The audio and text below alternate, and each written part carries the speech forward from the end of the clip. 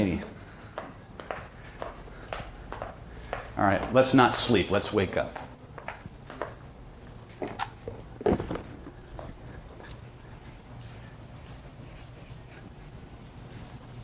First rule when it comes to training your mind, stop taking yourself so damn seriously. Seriously. Everybody stand up. Here's what I want you to do.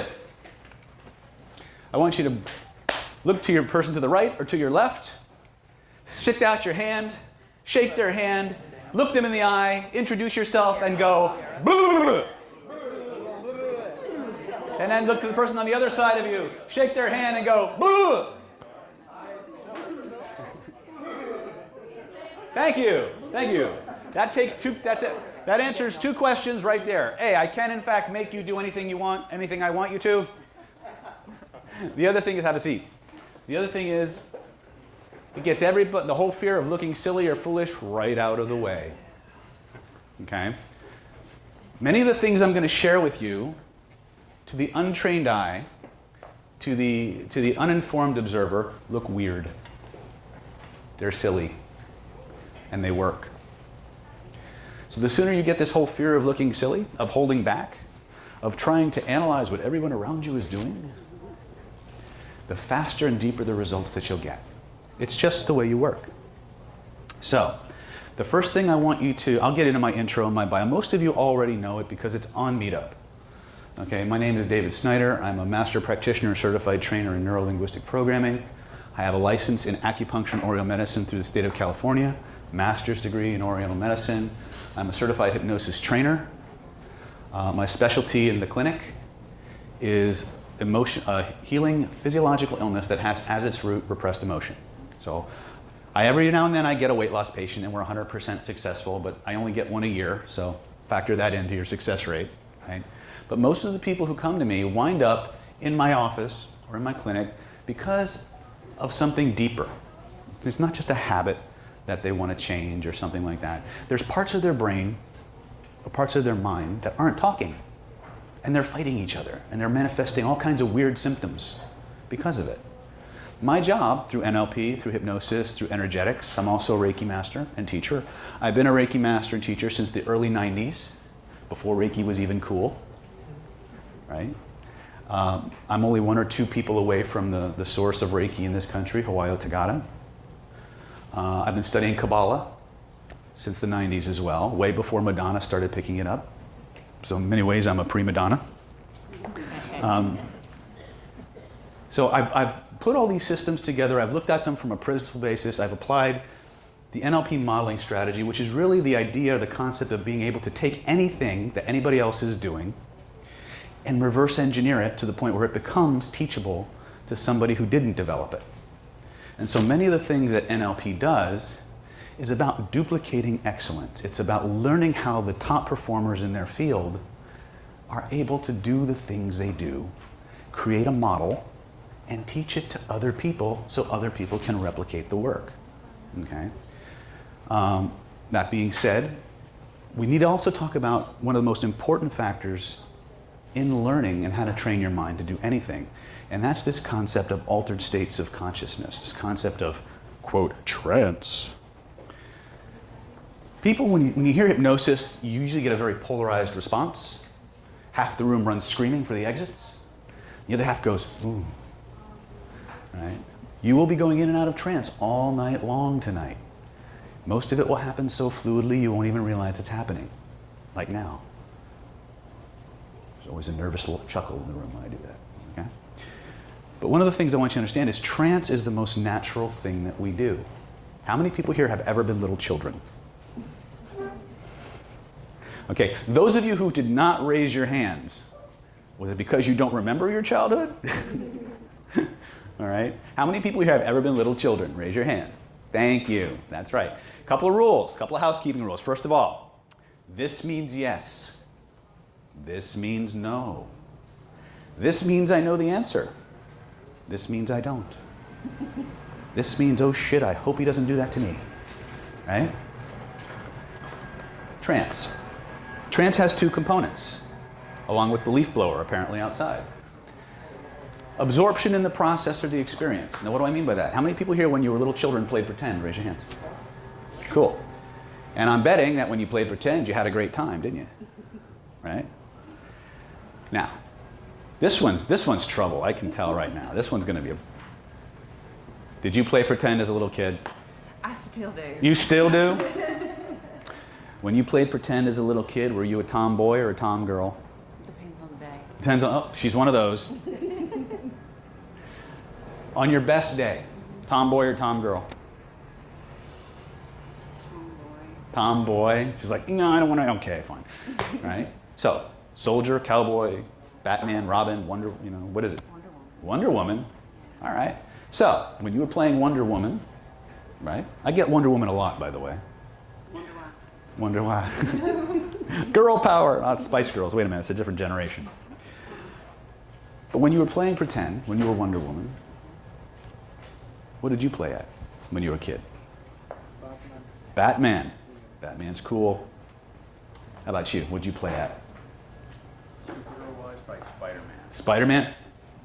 If you go into my YouTube channel and you look under my martial arts videos, every class I'm teaching with martial arts, I'm wearing a Spider-Man t-shirt. It's a spandex one, so it actually looks like the costume. It's really cool. Guys got to be playful, okay? How about you? What did you play at when you were a kid? Yeah, you. Me? I'd be anything from a rock star to a, mostly rock star. Mostly rock star? On stage. Cool. Performing. Now, I don't know anybody else around here who might have done the whole rock star thing in the privacy of their own room. Right? Cranking out your favorite song, got the hairbrush in one hand, right? Air guitar in it. Let me ask you a question. When you all played pretend, were you asleep? Right? How many used props? Right? When you played soldier or Wonder Woman or Batman, you picked up the stick or the toy gun or the doll, whatever it was in the backyard, right? And you knew within the first 5 minutes that you started doing that it was just a stick, right? Just a hairbrush, whatever, for the first 5 minutes. And then something weird happened. 5.5 minutes later, it's a real M60, you're Rambo, and there's real bad guys shooting at you, and you're bobbing and weaving and chucking and jiving, you're killing bad guys, right? Were you asleep? This means yes, this means no, right? Were you focused on what you were doing? Were you completely absorbed in the experience? Were you having a ball? Congratulations. If you can do that tonight, like you did when you were a little kid, like you learned how to do oh so long ago, you can have anything you want. It really is that simple. Okay? So we have to learn to be playful. We have to learn to understand that when we play pretend, there's two factors that come into operation. By the way, when you were playing pretend, were you completely in it? Right? We call that process absorption. Right? Were you focused on what you were doing? This means yes, this means no. When you have these two components, you have what is commonly referred to in classical hypnotic circles as depth of trance. To the degree that you become absolutely absorbed in the process, to the degree that you focus your attention fully in what you're doing, wrap that in a whole blanket of playfulness, you can reprogram yourself or program yourself to do whatever you want. To the degree that there's a part of you kind of sitting outside, watching, analyzing, judging, wondering if this shit's actually working or not, you hold it back. Okay? If I'm talking to a room full of hypnotists, which I may lapse into jargon because I just spent 5 days with 400 hypnotists teaching them really cool stuff. So if I lapse into jargon, please forgive me. But when I'm talking to ordinary folk, which I like better, I talk about smart person syndrome, otherwise known as hypnotist disease. Now, hypnotist disease is what occurs when you are actually trained in these skills and you're actually going through a process with people and you're pretending to be the subject. You're pretending to be the person being guided through an experience. And what happens is there's a part of you that's actually having the experience, and there's this little tiny part kind of hanging out over here, evaluating the skill of the person working with you, or if there's something you can steal. Okay? Smart person syndrome kind of happens when we kind of have a little part of us hanging out, observing the whole process, evaluating whether it's working or not, and deciding if it works or not, right? Here's the problem with that. When there's a part of you that's trying to do the experience and have the experience, and a part of you that's outside evaluating it, you're not really absorbed, are you? The processes I'm going to teach you are easy. They're simple. You do them all the time, every day. It's just you didn't know you were doing them. Once you understand how you work in terms of how your body and mind work together to create your experience of life, once you understand that process, you gain tremendous power over your own reality. Okay? Because it's really just a map. It's like a lossy photograph of how we think the world works. Does that make sense? Okay. So, 3 things I need from you tonight. A, have fun. Stop taking yourself so damn seriously. Seriously. All right? Have fun with what you do. Play with the skills. Allow yourself to pretend like when you were little kids. How many people here have ever seen a movie? Cool. Okay, we're getting somewhere. Now, going back to this whole concept of absorption and focus, right? Because sometimes like, well, what do you mean absorption and focus exactly? You guys remember when you're walking down the movie theater, right? You're going down the aisle.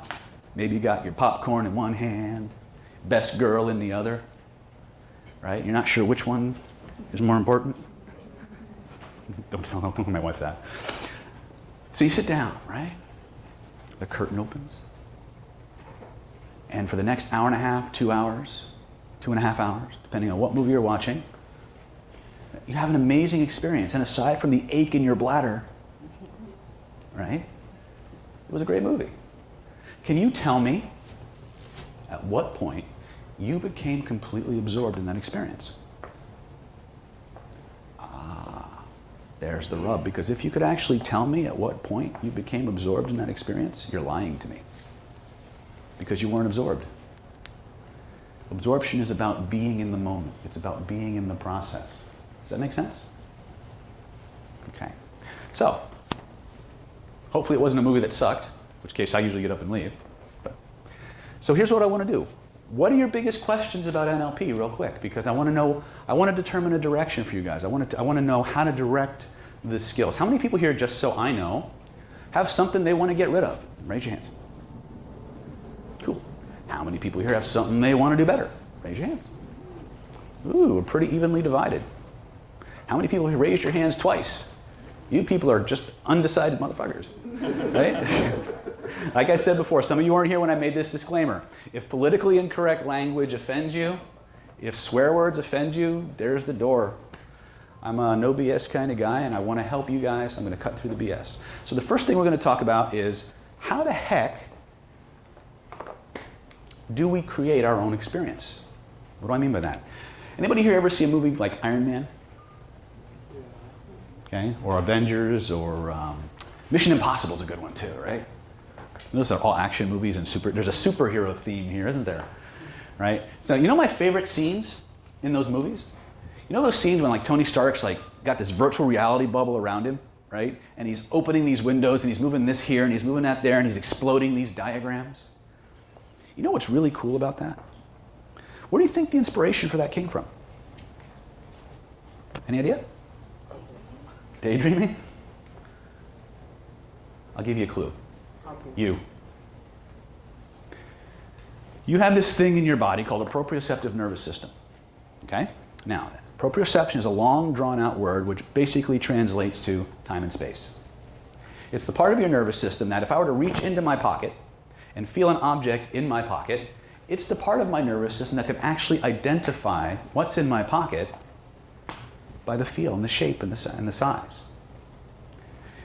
So it controls about 6 or 7 different types of information. Now, it also is the part of your nervous system that can tell where your limbs are in space. In fact, anybody here ever have to pass a drunk test? Right? Nobody's going, no, I'm not going to answer that one. Right? The truth of the matter is that one of the things they're testing when they pull you over and they have you close your eyes and you have to go, hey, where's my nose? Right? They're testing your proprioception. Below the threshold of what you're consciously seeing right now is another layer of code. There's a code that your nervous system uses to determine what you pay attention to and how you respond to it. It's filtered through your proprioception. Now, everybody here has an iPhone, right? No, I don't have an iPhone. All right, I have a Galaxy. All right. Ah, there we go. I got a fan now, right? Okay. Now, you know that when you have your iPhone, you have something, something come up and you can't see it. Hey, Lisa, you can like open the window and close the window so it's easier to read, right? Your nervous system, subjectively, below the threshold of conscious awareness, has an XYZ grid around its body, kind of like that big virtual reality bubble you see in Iron Man and Mission Impossible. And it's a location of experiences in that spatial area around your body that your nervous system accesses whenever it brings up a memory, whenever it has you go through an action plan for creating or reliving a new experience. We're going to play with that right now. So we're going to start with really cool feelings, right? So we're going to do some really cool stuff. Here's what I want you to think of a time in your life when you felt absolutely amazing. Now, I'm not going to ask you what it was, so you can make it as juicy and as wonderful as you can, okay? And all I want you to do is imagine that it's somewhere in the space around you and that you could actually just reach out and touch it. Put your hand smack dab in the middle of it. Physically reach out and touch it. This is the compliance part. You can have any change you want if you have absorption, focus, and compliance. You follow the instructions, you get the result. Now take both of your hands. By the way, as you reach and put your hand right in that image, notice where in your body you feel it. Okay? This is the discovery portion. Now take both of your hands, trace the edges of the photograph or the picture so you know exactly how big it is. Grab the edges of it like the window on your iPhone. Pay attention to the picture and the feeling simultaneously and make the picture go. Notice what happens to the feeling. Try not to take her out. What happened to the feeling, Lisa? Intensified. Intensifies. What happened, Oscar? Bigger. Bigger. What happened, Steve? Expanded. Huh? Expanded. Expanded. So if I took that picture and went, he gets real happy now, doesn't he? Right? If I were to actually take that picture and wrap it around him, what happens to the feeling? Like, yeah, right? So take your big picture. Notice where you feel it. Now shrink it down to its normal size. Notice what happens to the feeling in your body. Now shrink it down to half its size. Now bring it back. Isn't that weird? That you can change things that don't exist? It does exist. But it exists at a different level of our awareness. It exists at a neurological level. It's a projection. So one of the things we want to begin to understand is how do we access this level? Because that's really what NLP is about. NLP, the technical definition of NLP, is the study of the structure of subjective human experience. In a nutshell, the feelings you have in your body in every situation, how does your body actually do that? How does it create that experience? The technical term, or the more practical application, is the study of superior thinking. Right? You see, when we move through the world, this coding system that we're beginning to learn about, it's at the default settings. So as you move through the world and you have experiences, depending on the emotional state that you're in, the knowledge bank that you have, the context and the people around you, those experiences go into your nervous system and there's a default way it's coded, for lack of a better word. Anybody here ever work with Photoshop? Paint? Or anything like a photo editing program? Anybody here ever take a really beautiful picture with your high def digital camera and try to send that sucker over Yahoo? And it has a fit, right? So what do you have to do? What do you have to do? You have to pull out your paint program. You have to save it down to a smaller size, don't you? Now, so let's say I take a great picture of my 3 kids, and I want to send it to their grandma, and it's high def and it's beautiful, right? But I try to send it into Yahoo, and it kicks it back. Yahoo has a fit, says, no, it's too big. So I go to my paint shop program or my Corel Draw, whatever it is my daughter happens to. My daughter's an amazing artist, by the way. You'll see some of her pictures later. And I save it down, and I finally get it down to a file size. Maybe it's like 300 megabytes or something weird, ridiculous like that, and I save it down to like 4, right? So it'll actually go through a Yahoo program. Grandma gets the picture, and it's this freaking big, right? And that's not going to be good enough for Grandma because she wants big-ass pictures of her kids, right? So what does she do? She goes and she enlarges the picture, and the picture disappears. There's a dot here and a dot there, and the dots that are there are really fuzzy and indistinct and out of focus. Why? Any of you tech heads? Resolution is poor? What is that resolution, huh? The pixel. What is a pixel? What is a pixel? It's a dot, right? It's information. It's information that tells that picture what to be and how to be it. And so when we blow that picture up, it's distorted. There's information missing, right? And so what do? If we're one of those people who are like professional retouchers, we open that program up nice and big, and we start trying to put the pixels back, right? And maybe we get it right, and maybe we don't. Every memory that you have is not the event itself. Understand that? That's significant. Every memory that you're carrying around inside of you is not the event itself. It's the equivalent of that picture, that photograph. Same thing for video. If I take a video that's high def and I shrink it down to where it's like in a tiny MP4 that'll fit through an email program and I try to blow that sucker up, it's missing all kinds of information, isn't it? And we try to figure out what's going on through that. So that's the beauty and the tragedy, in some ways, of how our nervous system works. Everything we do is deleted, distorted, or generalized. There's information missing or out of proportion. The good news is, it's not the thing itself. That is gone. So all you have of that experience is an imperfect photograph, and you have complete access to the editing tools. Think about this. If you were going to think about the past, wouldn't it be more useful to remember the past in ways that only made your life better? Isn't there a word for that? Right? But how many things do we think back on and we don't feel better, right? Because at some level we've become identified with the image, with the picture. We treat the picture like it's us. We treat the picture like it's the thing itself. Okay? The beautiful thing, and in some cases the not so beautiful thing, is that thing is gone. The thing that holds you back, the thing that caused the problem in the first place, it's gone. All you're carrying around is a representation that's deleted, distorted, or generalized. It has information missing. And sometimes the missing information is what's keeping us stuck. Right? Sometimes we just put it in the wrong place.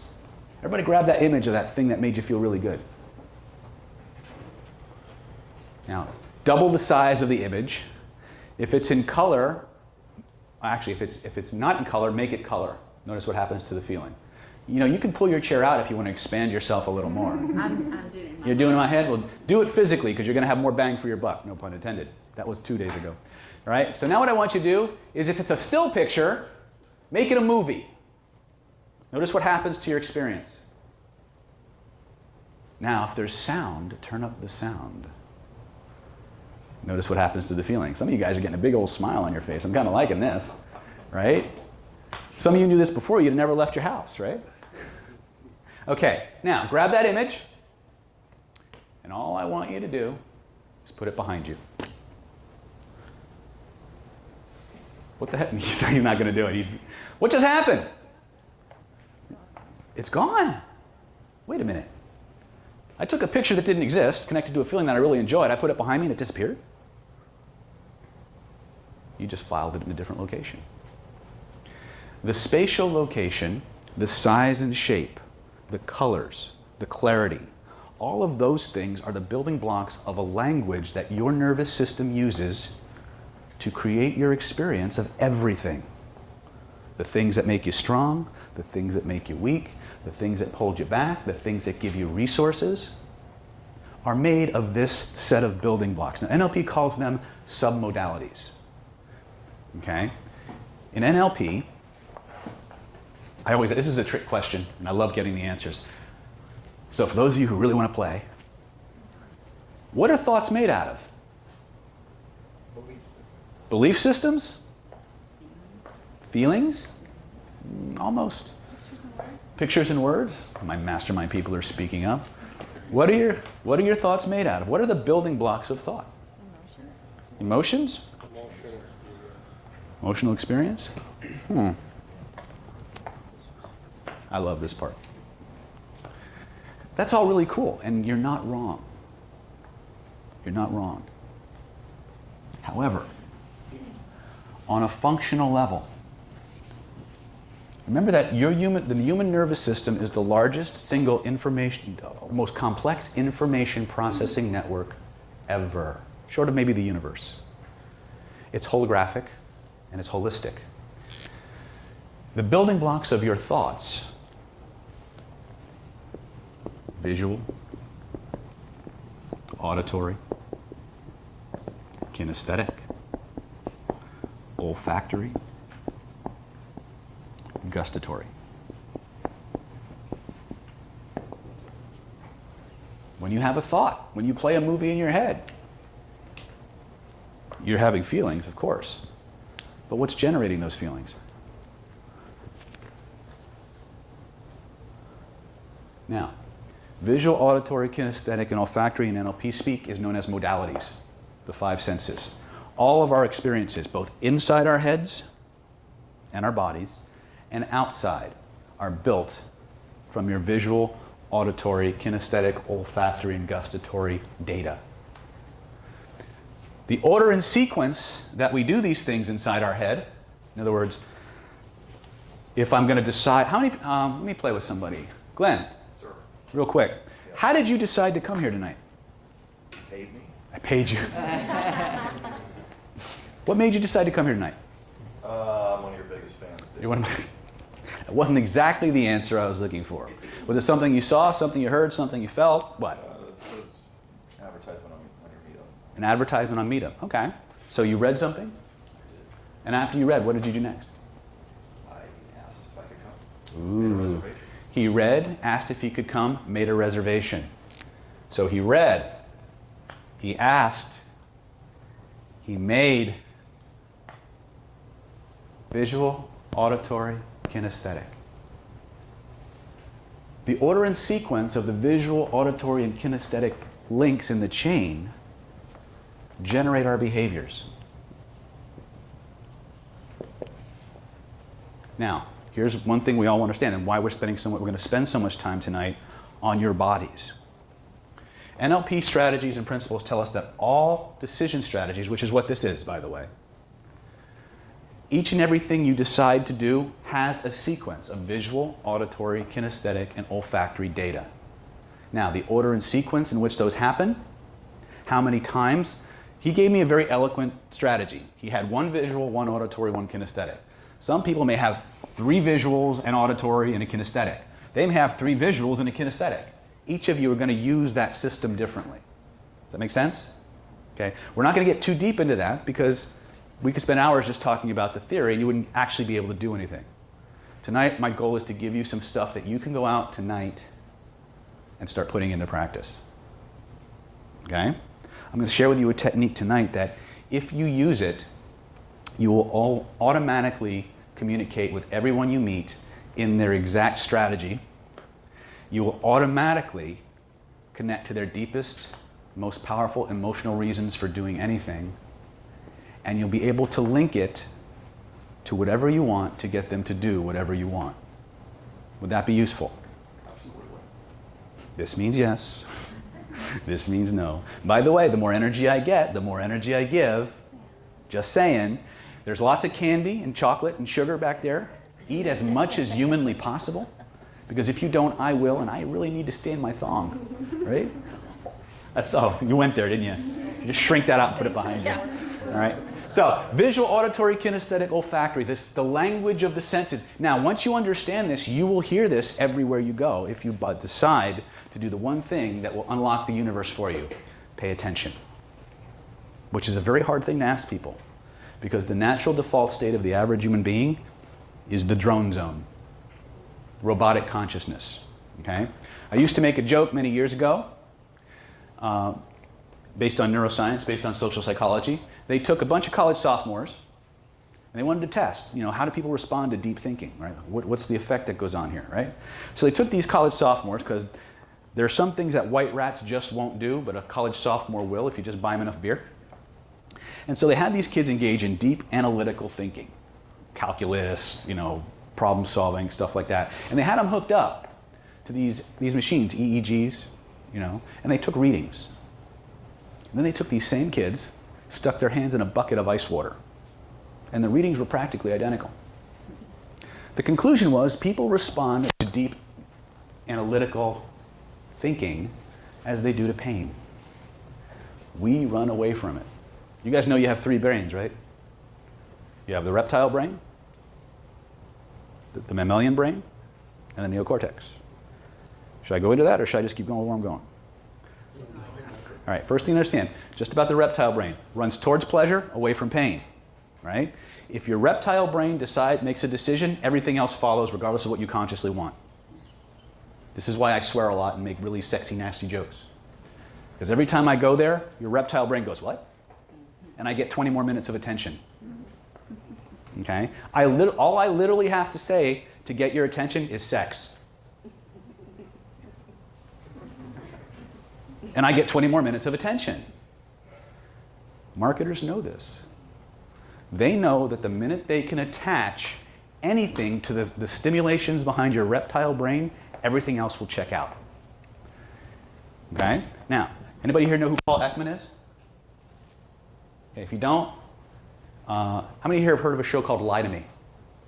If you were here last month, I did a workshop on lie detection, and I referenced his work very, very heavily.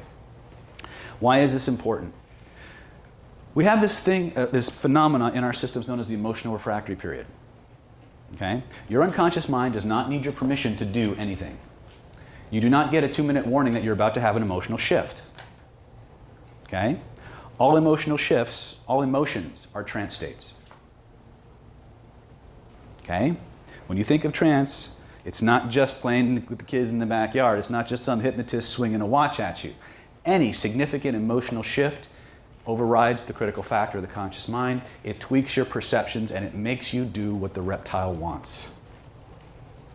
Okay? Not NLP per se, but it's what's driving the bus. So the sooner you learn about that, and the sooner you become aware of it, the more control you have over it, right? Most of you are here because you want to take the randomness out of your life. Would that not be true or not? Would that be true or not true? You want to have more control. You want to have more choice, more freedom, right? We need to understand this because there are many well-paid, highly funded agencies out there with a vested interest in tweaking you in the reptile brain in the direction they want you to go. The other side of that coin is something called the emotional refractory period. When you have an emotional shift, your nervous system systematically, without your permission, without your consent, in the blink of an eye, tweaks what you consciously pay attention to. How many people here have ever been in an argument with somebody? Now, if anybody's not raising their hand, I'm going to call bullshit on you real quick, right? But here, let me see how many people have this experience. How many people have ever been in an argument with somebody? You go through that whole argument process. You finish the argument. You think it's resolved. And for the next 15, 20 minutes, anything you say pisses them off again. And you keep saying, I'm sorry, honey, I'm sorry. Right? What happened there? Whenever you have an emotional shift, those emotions are like little life forms, metaphorically. But what happens is they have a lifespan, and like any living creature, they seek to go on for as long as it can. So what will happen, because the nervous system is always seeking to stay in the same state that it's in, That's the whole thing. It's designed to seek homeostasis. If it goes up to a higher level of arousal, it will want to maintain that level of arousal until the fuel runs out. So what it will do is it will tweak your perceptual faculties. It'll change what you consciously pay attention to, and it'll focus on anything in your environment or the people in it that reactivate or re-trigger the state. Okay? Now that becomes exceptionally useful if you're doing any kind of at a high level persuasion and influence, because that means if I can change how your body feels, I will change how you perceive everything else. Okay?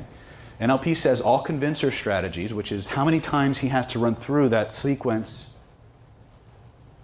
of visual, auditory, and kinesthetics, how many times does he have to run through it before the system actually acts on it, right? If all convincer strategies end with a feeling, why not start there? Why not just start generating feelings in the body, either in ourself or in others, so that they're automatically predisposed to doing what we want them to do anyway? Right? Most of you are here because you have feelings in your body you want to change. True or not true? Huh. You're not here because there's a picture in your head you want to change. Right? There's a feeling, aka crappy, somewhere in your body you don't want there anymore. That's what motivated you. That's what brought you out here. It wasn't the picture. It wasn't the voice in your head. It was the way the picture or the voice made you feel. Right? So let's start playing with that. Let's learn how we generate feelings in the body. Which brings us to the next level of the VAK. The order and sequence of visual, auditory, kinesthetic processes we engage gives us the behavior. It generates a set of states. However, let me rewrite this so it's a little bit more legible. Can I ask you a quick question? No, you can't. Go ahead. Ken, what do you want? Based on, talking about those 5 factors, is there potentially, like the universe, discovering new planets, maybe some other senses, like somebody staring at you from behind? Is there literally... That's proprioception. And just to combine my question, if somebody loses one of those senses or 2, as far as compensation, is there a stasis the body's driving for? And number 3, it's all about what you're talking about, so if you can one answer me, good. I've noticed something incredible with people who are deaf, particularly. There's some kind of allegiance to their deafness where they really own it, and even given the chance of getting their hearing restored, they really have this allegiance to each other. They're very compartmentalized in the universe. I don't even understand what that's about. They really, I don't want to say they have an attitude, but they really are different than I feel other people would. It's because they've identified with the condition.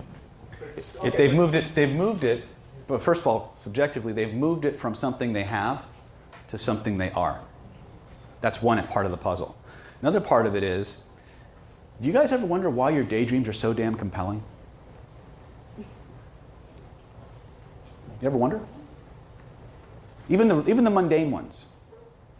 Because most of us spend the vast majority of our day in our heads. The only way that we ever get drawn out of our heads is when our senses are engaged. The fewer senses that are engaged, the more internal we tend to get. It doesn't mean our senses won't compensate, right? But as we lose modalities, we start relying more and more on our internal experience, and it's kind of like a drug. So one of the cool things about trance is that most of them feel really friggin' good, right? And that's one of the cool things. But we have to remember, we spend the vast majority of our time in our heads, not out in the world. In fact, when you are completely out in the world, most of your shit goes away. Shit being a technical term, mind you. Secret hypnotic influence techniques, right? But literally, if you were to completely become external, in other words, just completely in the moment, you wouldn't have any problems. Is it mindfulness? In some cases, yes, Zen, where they're telling you just be in the moment, be external in everything. Your shit goes away. Because you can't think about it. You can't replay the movies. It's the movies in our head that cause us to feel crap. Which brings us to the next segment. Crap being a technical term, which I haven't figured out a cool acronym yet for.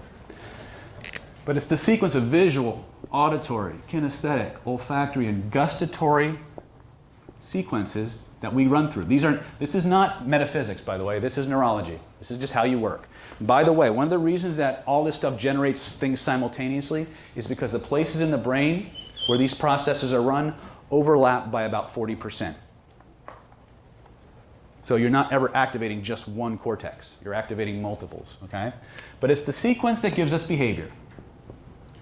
You know, there's the part of us that we run through a sequence, we see the ice cream, and we go, ooh. And there's this little gerbil on a treadmill running through that process over and over and over again. And all of a sudden, it hits its reps, and all of a sudden, Mr. Haagen-Dazs to the rescue.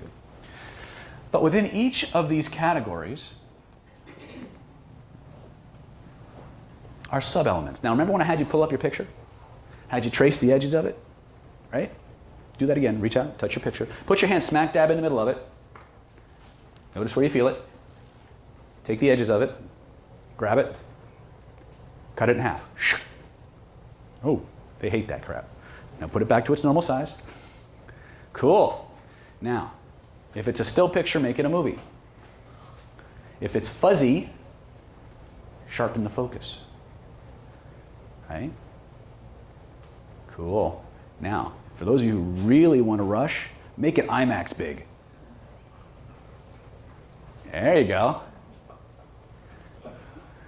Careful, he might need a shower after this. Now you can leave it there if you want, but we've done enough of what I need to do right now. Okay? So, color, motion, focus, clarity, right? Black and white. These are all sub-elements of that modality. They're the building blocks of a visual experience. It's these elements, location, that determine experience. Notice at no point did I ask you what the story was going on in your picture. I don't need to know. I didn't ask you to edit the story. I had you edit the structure that story was built out of. When you change the structure, you change the experience. Take your picture. Yes? Isn't it also possible to go the other direction, to alter the story? Yes. And then you'll alter the... Yes. In some cases, like in traditional hypnotherapy, we're going to go back and we're going to change the story. We're going to change what happened, right? The problem many times with hypnotherapy, with a hypnotherapeutic intervention or actually with an NLP style intervention, is that if there's an emotional charge connected to the event, and there's a lesson or a reason that the unconscious mind wants to hold on to that experience, like there's a lesson it learned and it's afraid if it lets go of that lesson it'll happen again, they won't go fully through the NLP process. It's not that the NLP process won't work, it's that the person won't let themselves go fully into it. Remember, I said there's 3 things you basically need to make this work: absorption, focus, and compliance.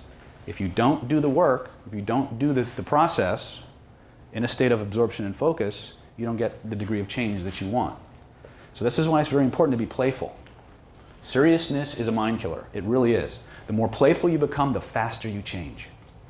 Okay? In fact, when I was teaching out in Las Vegas last weekend, I did a 2-day course on sensual enhancement, and I just finished a 2-day course on personal transformation, self-mastery secrets. The first 2 hours of that process this weekend was all on just generating pleasure for no reason. Generating intense pleasure states in your body. Why? Because when you generate intense pleasure, now pleasure doesn't have to be orgasm, which is what a lot of you are thinking. It can be intense joy. Any ecstatic state for a long enough period of time will cause the body to secrete a neurotransmitter known as oxytocin.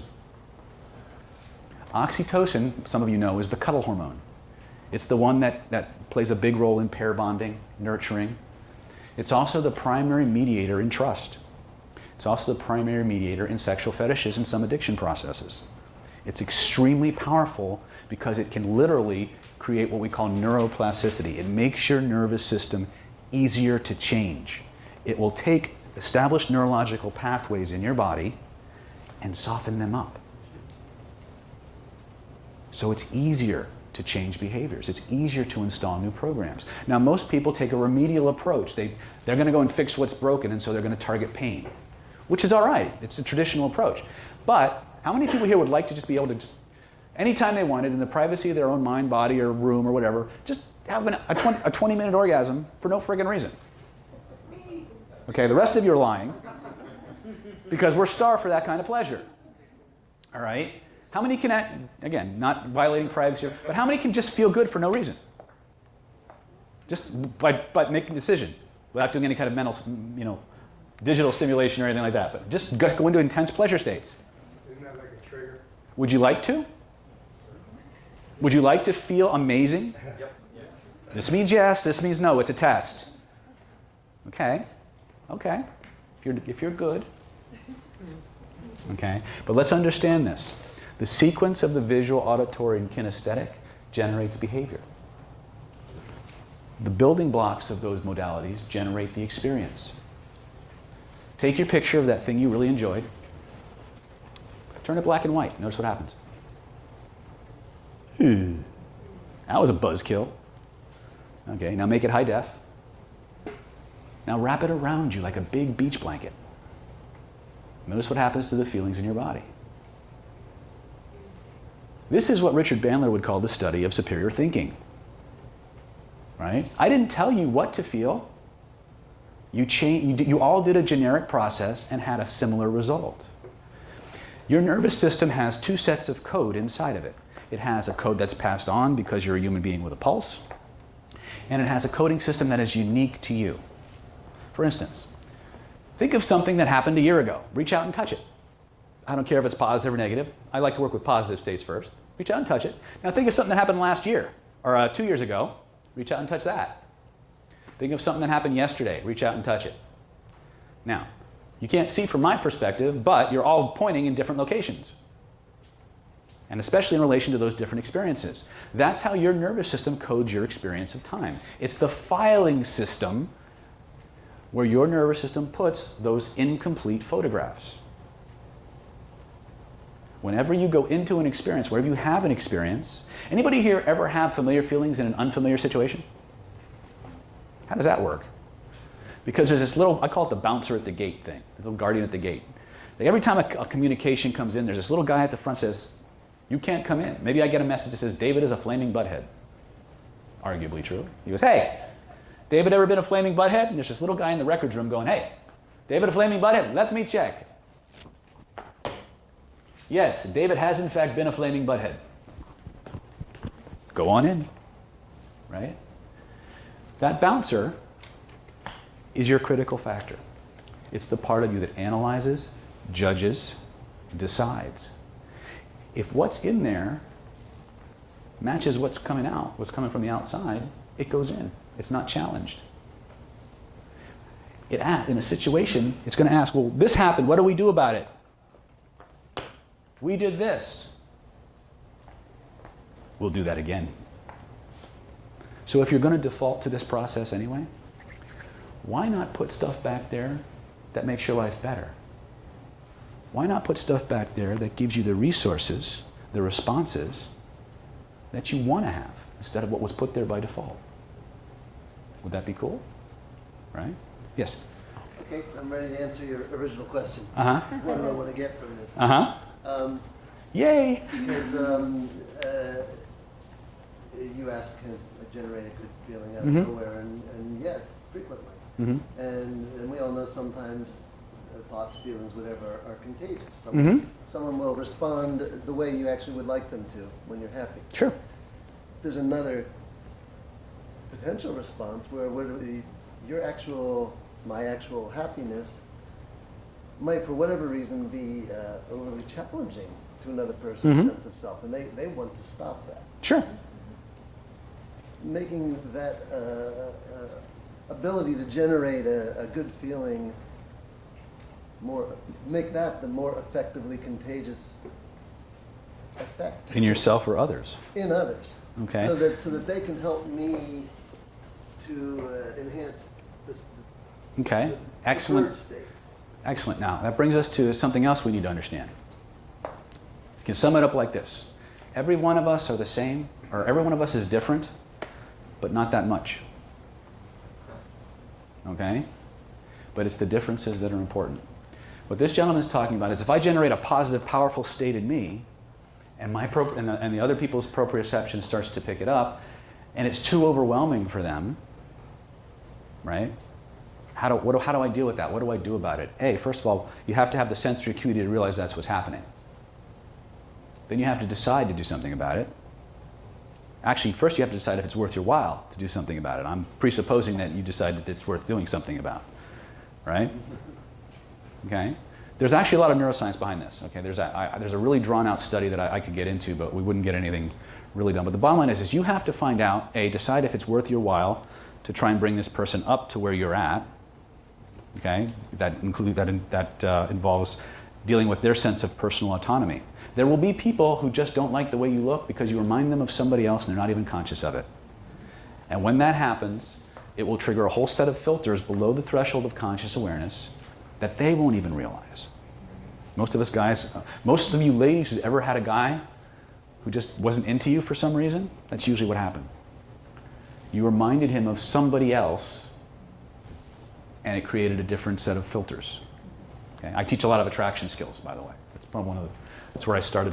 When I started out as Darth Snyder, I used to teach people how to create very powerful romantic connections with people. And one of the things you need to understand is, you know, women have issues where guys are just not attracted. They try everything, whereas any other guy in the world is just lined up for them, but the one they want won't. Why? Because there's some kind of a process or there's some kind of a template that they're triggering that creates a different set of behaviors and responses. Now, if you understand how this grid thing I'm telling you, I call this the grid, by the way, right? It's a spatial filing cabinet. Everything we do, everything we experience is locked in this filing cabinet around our bodies. When people make gestures, when they talk about things, these aren't random. It's your nervous system reaching out and access. Just like when I had you reach out and touch the picture and feel it where it was in your body, I'm actually doing something, I'm teaching you to do something consciously that we do unconsciously. So when you see people gesturing with their hands and they're moving all over the place, they're not random. They're not random. You want to create a deeper sense of connection, a deeper sense of rapport. When you speak, do their gesture. Because their nervous system clearly understands what that gesture means. It has neurological significance to them. There is no translation necessary. One of the things that happens, we move through the world with this little template in our heads of what constitutes the perfect anything.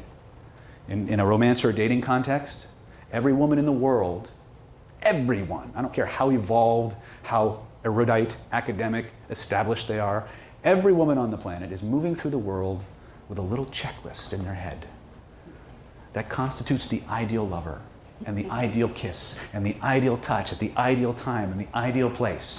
Guys, don't you be laughing, you got one too. It's just yours is a lot simpler. All right?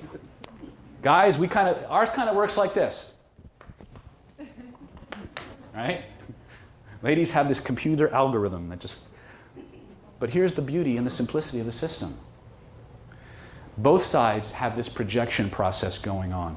We're moving through the world projecting the right touch, the right kiss, the right everything onto everyone around us, and we're looking for the person that fits. And for most of us, that's like, well, shit, how do I do that? Pay attention. Because we instinctively, human beings, we instinctively do to everyone around us what we want done to us. So look, you guys, you want to create deeper trust, intimacy, and connection with a partner? Don't pay attention to how you're kissing her. Pay attention to how she's kissing you. And give it back to her that way. Ladies, quick question. If you met a guy who could touch you in exactly the right place, at exactly the right time, in exactly the way you've always fantasized about it, without you having to tell him, if he could kiss you exactly the way you've always fantasized about, and give you everything you wanted in a way that you recognized that you were getting it, what would you do for that guy? Look at every female face in this room right now. Because they're all right there. They all just went there. Even the married ones. Why? Because we all move through the world with these photographs and these checklists, and we're looking for a match. The problem is that we're so wrapped up in our own projection, our own photograph, that we don't realize other people don't have the same one. And we make them wrong when they don't match. So that technique I told you about goes back to your question, goes back to what I alluded with. A way to talk to people in such a way that you immediately go through all of their NLP style processes and connect directly to their emotions. Just give them the exact words that come out of their mouth in the order and sequence that they came out. Instant connection. Take that from a linguistic interaction to a physical one, and you know exactly how to please your partner anytime, anywhere, right away. But it takes a certain thing called attention. You need to get out of your head into the world and pay attention to what the people you're interacting with are actually doing. The words that come out, where they gesture, if in a romantic context, when they touch you, where, how. Just do that, and magic happens. Now, Mike's hiding in the back. I don't know if he'd be willing to. He actually didn't believe me when I taught him this. Would you be willing to share what happened when you actually did this on a date?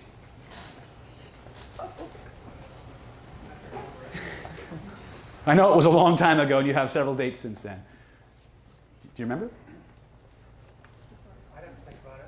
All right, you think about it. We'll come back. I have a question. Yes. How are you connecting with us if you can't imitate us because we're just like sitting here like this? So how are you like trying to? I cheat. But you can't imitate us. I can keep your attention. I can talk to you in ways that your unconscious and conscious minds both line up and want to pay attention. Right? I'm talking to you about the most important thing in the world, what you want. And I have your attention, don't I? Because each and every one of you came here because there was something you wanted less of, something you wanted more of, and you know what those are. So as I continue to speak, you're automatically taking the words and the processes I'm giving you and applying them to how it's going to help you get what you came here for. I don't need to know why you came here, because you do. But when I speak to the greatest common denominator of all of you, what it is you want or don't want, and how do you build those experiences. Can I get much more detailed and focused? Absolutely. But then I start excluding people from the experience. My goal here is to let you understand a little bit about how you really work. The things I'm teaching you, the things I'm sharing with you, are going on all the time. They're secretly running your life without your permission and without your consent. Okay? Are you being you when you're doing that? It's not like Gigolo 101. Let's say you win the deal, you close it, and the relationship goes on and you actually become yourself again. The woman's really looking for somebody comfortable in your. Well, that's a problem, isn't it? Because now we run into ethical considerations, right? Everything I do is powerful and it's practically irresistible. Okay? It truly is, when you do things this way. Now, it's actually, whenever I say it's practically irresistible, there's a little voice back. Everybody said it, fuck you. You ain't going to do that to me. I can resist it. No, you can't. Because you can only resist what you're aware of. Okay? There's two ways to defend against these skills, once you understand them. A, have an outcome that is diametrically opposed to the things I'm saying, and irrationally hold on to it. Like, the Mormons at the door. The people with the white shirts and the black ties that keep showing up, right? And no matter how much you give them the facts, they don't care, right? That's irrationally. Which, by the way, we're all irrational creatures, so stop thinking that you make all your decisions based on logic. You don't. You make decisions based on feelings, and then your neocortex tweaks the facts so that you only pay attention to the stuff that supports your decision. That's how we work. So any guy who's ever tried to give a woman all the logical reasons why she should go out with him, no. Wrong idea. Ladies are for the ladies, all it's about is how you make them feel. Now, that being said, gentlemen, when you go to look at their dating profile, remember one thing: They're all lying. Because you look at their profile and they say, I want a guy who's courteous, kind, obedient, cheerful, thrifty, brave, clean, and reverent, and must love dogs. And funny, right? And you say, well, I'm courteous, coil, yeah, whatever I just said, right? And you write all these things back and you never hear anything back. Or maybe you do. You go out on the first date and you never hear from her again. Ever wonder why? Because you answered the wrong question. You didn't answer the unspoken one. Cyndi Lauper said it best. All the things on their profile are things that become considerations after you've met one criteria. Fun. Are you fun to be with? If the woman's not having a good time with you, it doesn't matter how trustworthy you are. Because the best you're going to get is the friend zone. Okay? So yes, those things are important. But you have to make sure that they're having a good time. That they like the experiences that you're giving them. Once you've satisfied that, and that's universal enough, anybody here want to date somebody that's a bummer? Think about it. But the minute we get to these dating profiles, we start giving the laundry list of our qualifications. It's like a friggin' job interview. Right? Tell jokes, make them laugh. If you tell jokes through your communications and they don't answer you, do you really want to be with someone like that? Focus on the fun. Everything else will take care of itself, usually. If you can pay attention to them at the level I'm talking about, they will literally, male to female, female to female, male to male, doesn't really matter. This is a process that's universal for all of us. We instinctively do unto the people around us what and how we want it done to us. Okay? Now, when you understand that process and you have what NLP calls behavioral flexibility, that's the ability to change what you're doing as the situation demands. In other words, if I'm paying attention to Stephen and I'm eliciting what's emotionally important to him, physically important to him in a certain context, and I'm changing my communication in such a way that he links what's most important to him to what I'm giving him, right? My ability to do that well is based on my willingness to change what I would naturally do.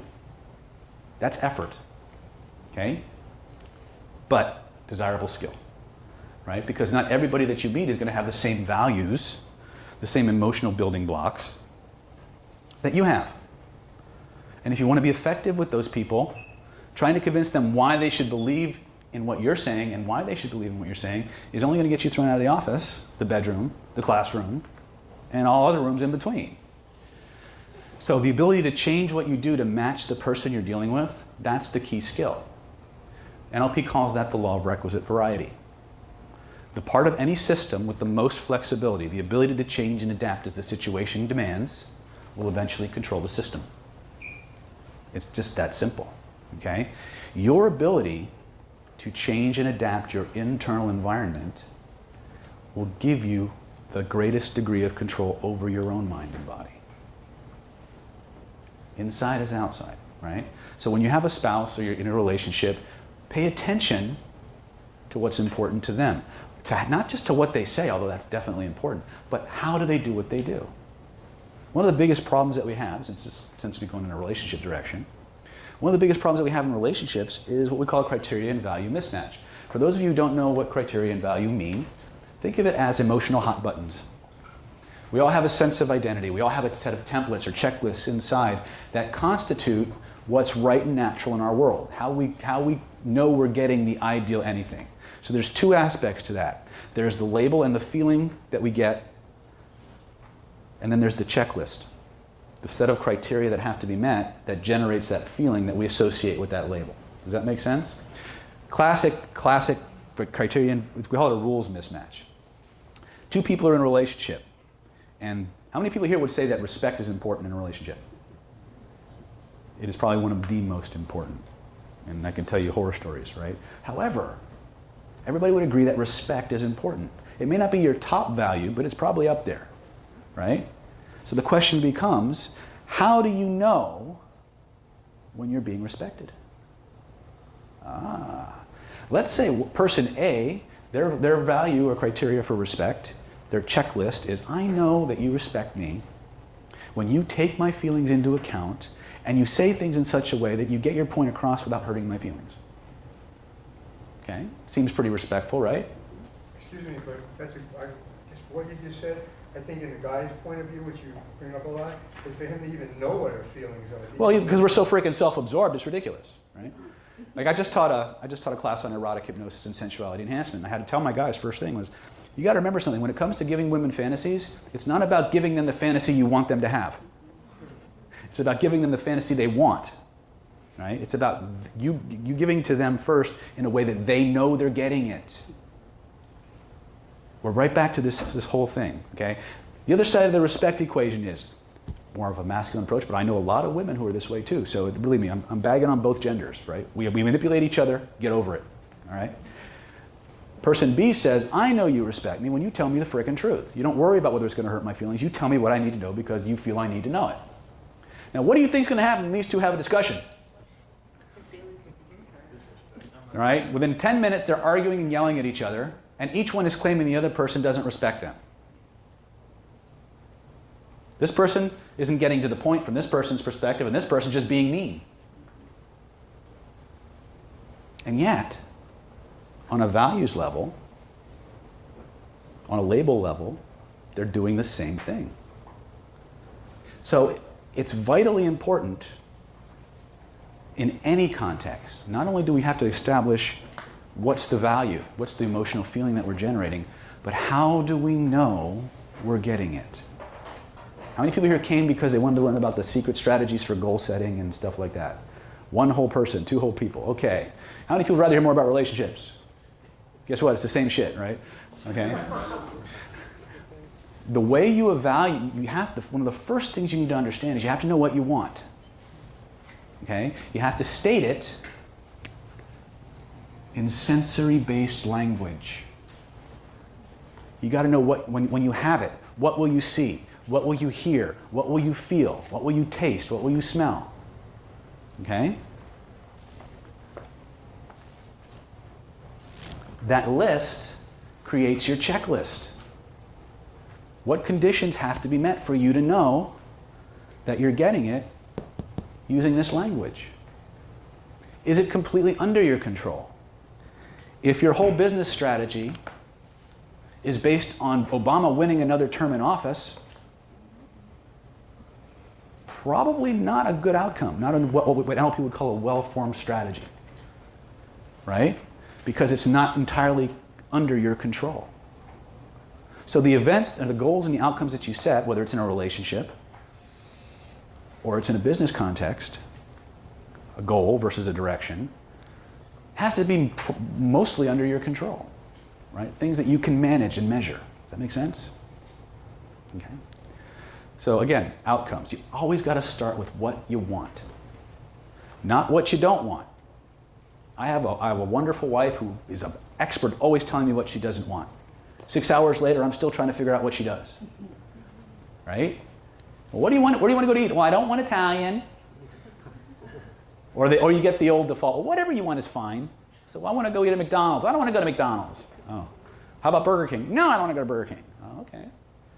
Right? So when we state something, when we say what we want or what our outcome is, it has to be stated in a positive.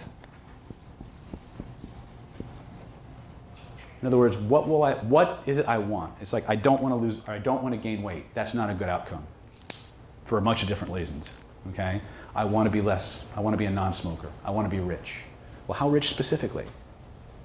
Right? How will you know? Can you actually look at your bank account and see how your account numbers are changing? That's measurable, right? Sensory-based language.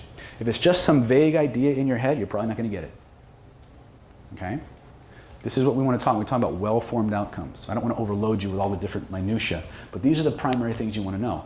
What's the criterion value? What are the values that these things are satisfying emotionally for me? Because that's going to be your reason for carrying them out. Right? You all had something in mind when you came out here tonight that you wanted. Right? And I want you to stop for a moment and think about what's important about that to you. And as you think about what's important about that thing, I want you to ask yourself another question. What's important about that? And what's important ultimately about that? What do you have? What will it do for you? And notice that the more you dig down, the more emotional you tend to become.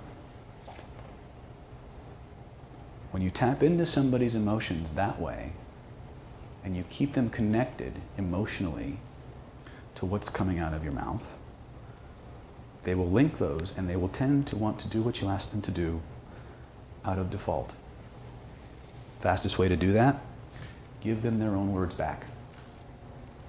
The exact words in the order and sequence that come out of their mouth are the fastest way to activate all of these processes.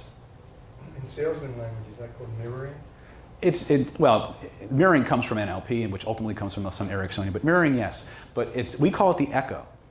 Because a lot of people do, when we work with these skills, is we start talking about, what's that word I'm looking for? Reflective listening, right? They confused echoing with reflective listening. Bad idea. Bad idea. Because if somebody says, I'm afraid of flying, and I say, oh, so you have a problem with airplanes? No, motherfucker, I'm afraid of flying. Right? The moment we paraphrase, we use different words to describe their experience, we run the risk of triggering associations that aren't connected. So they go off in a completely different direction. They feel the effort that they have to put in to understand what we're saying goes up. Remember what I said about people have the same response to analytical thought as they do to pain? Well, the more a person has to figure out what you mean, the harder they have to work. The harder they have to work, the more pain they feel, and they'll stop.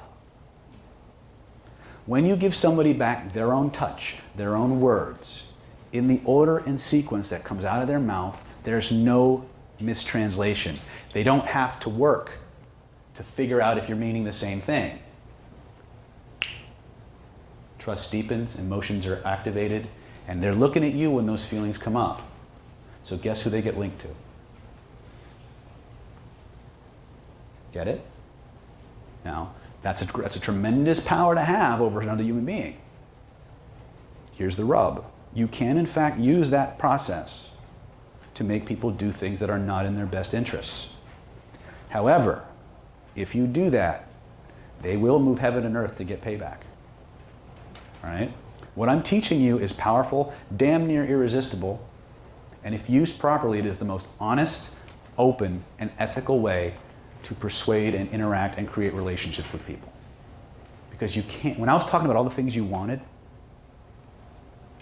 and then what was important about that, and what was important about that, how many of you started to feel good? Right? Who were you looking at? It's part of my evil plan. Right? If you just move through the world making everyone you meet feel ridiculously good, with a gender or without, they will just give you stuff. They will just do stuff for you. You don't gotta lie. You don't gotta trick people. You just find out what people want and give it to them in a way that they know they're getting it. That's part of what NLP is all about. It's learning to get out of our own head in terms of communication and into the other person so that we can give them what they want in the easiest, fastest, most acceptable way to them.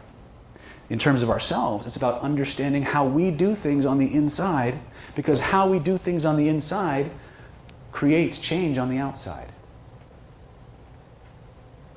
Okay?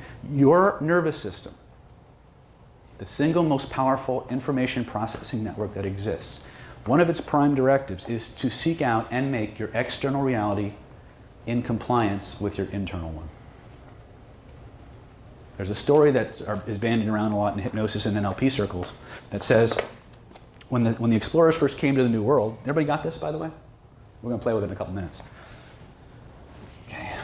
By the way, you guys need a potty break?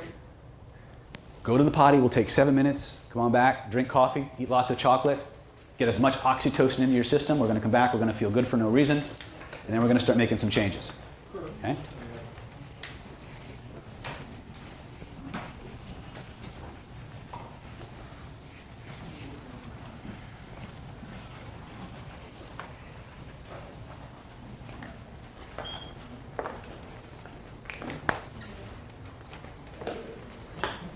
trance. I'm just thinking about some things you said. If you have any questions, let me know. That's what I'm here for.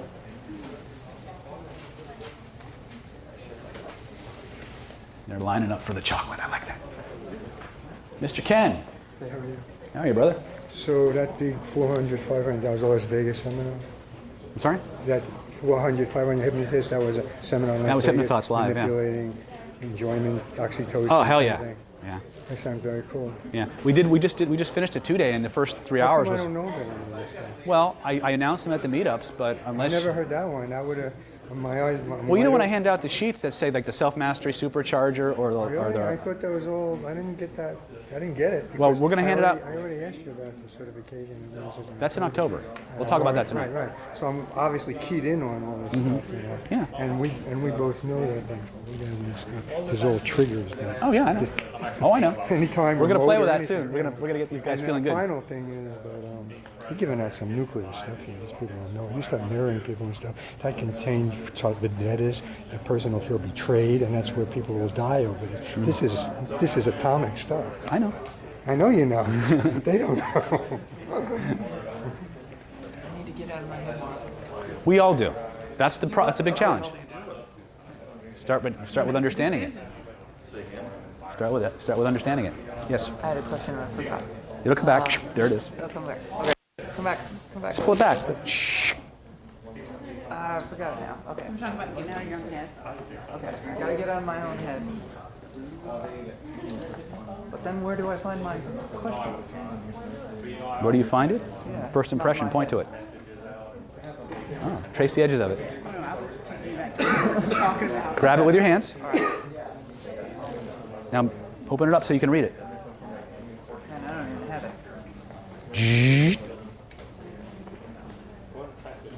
Okay, it's coming back. It's coming back.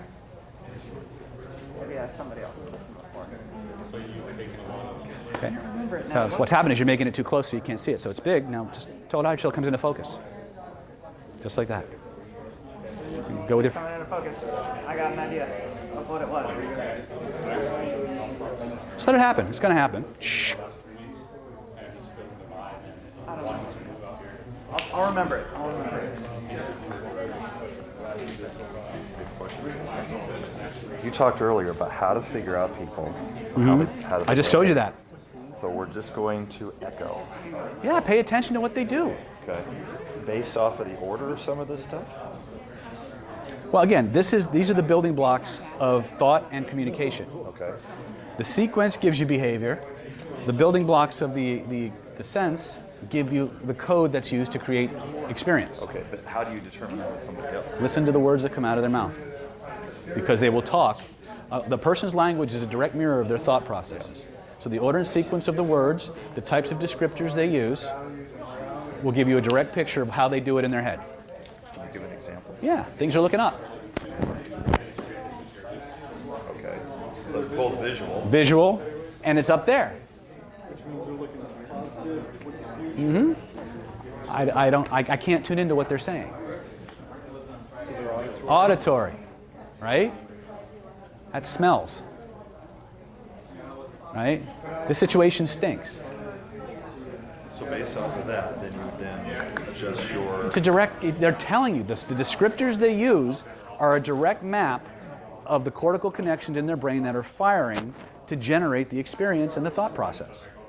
Difference of somebody saying, do you hear what I'm saying? Do you see what I'm saying? Yeah. And here's the rub. I went kinesthetic on you, right? If I'm saying, do you see what I'm saying? And the person says, I hear you, that change in modalities creates a level of friction between, but they can translate it because we all have the same modalities, but it's more effort. Nah. Nope, we're all of them. Well, we tend to have one that's primary, or one that we prefer, but we use them all. And but a lot of NLPers say, oh, well, I'm a visual, so this is how it is for me. No, it's not how it is for you. Or sometimes they have a lead and then a preferred. So they'll lead with an auditory, but maybe so they'll start with, let me think about, let me talk to myself about that for a minute, and all of a sudden they'll start processing visually. But that's a different level of complexity. You're not going to be able to do that in the field, not without training. My goal here is to give you some seriously powerful stuff that's field applicable. So when you start working with people in terms of using their eyes to figure out how they're thinking, here's something that NLP is not going to tell you.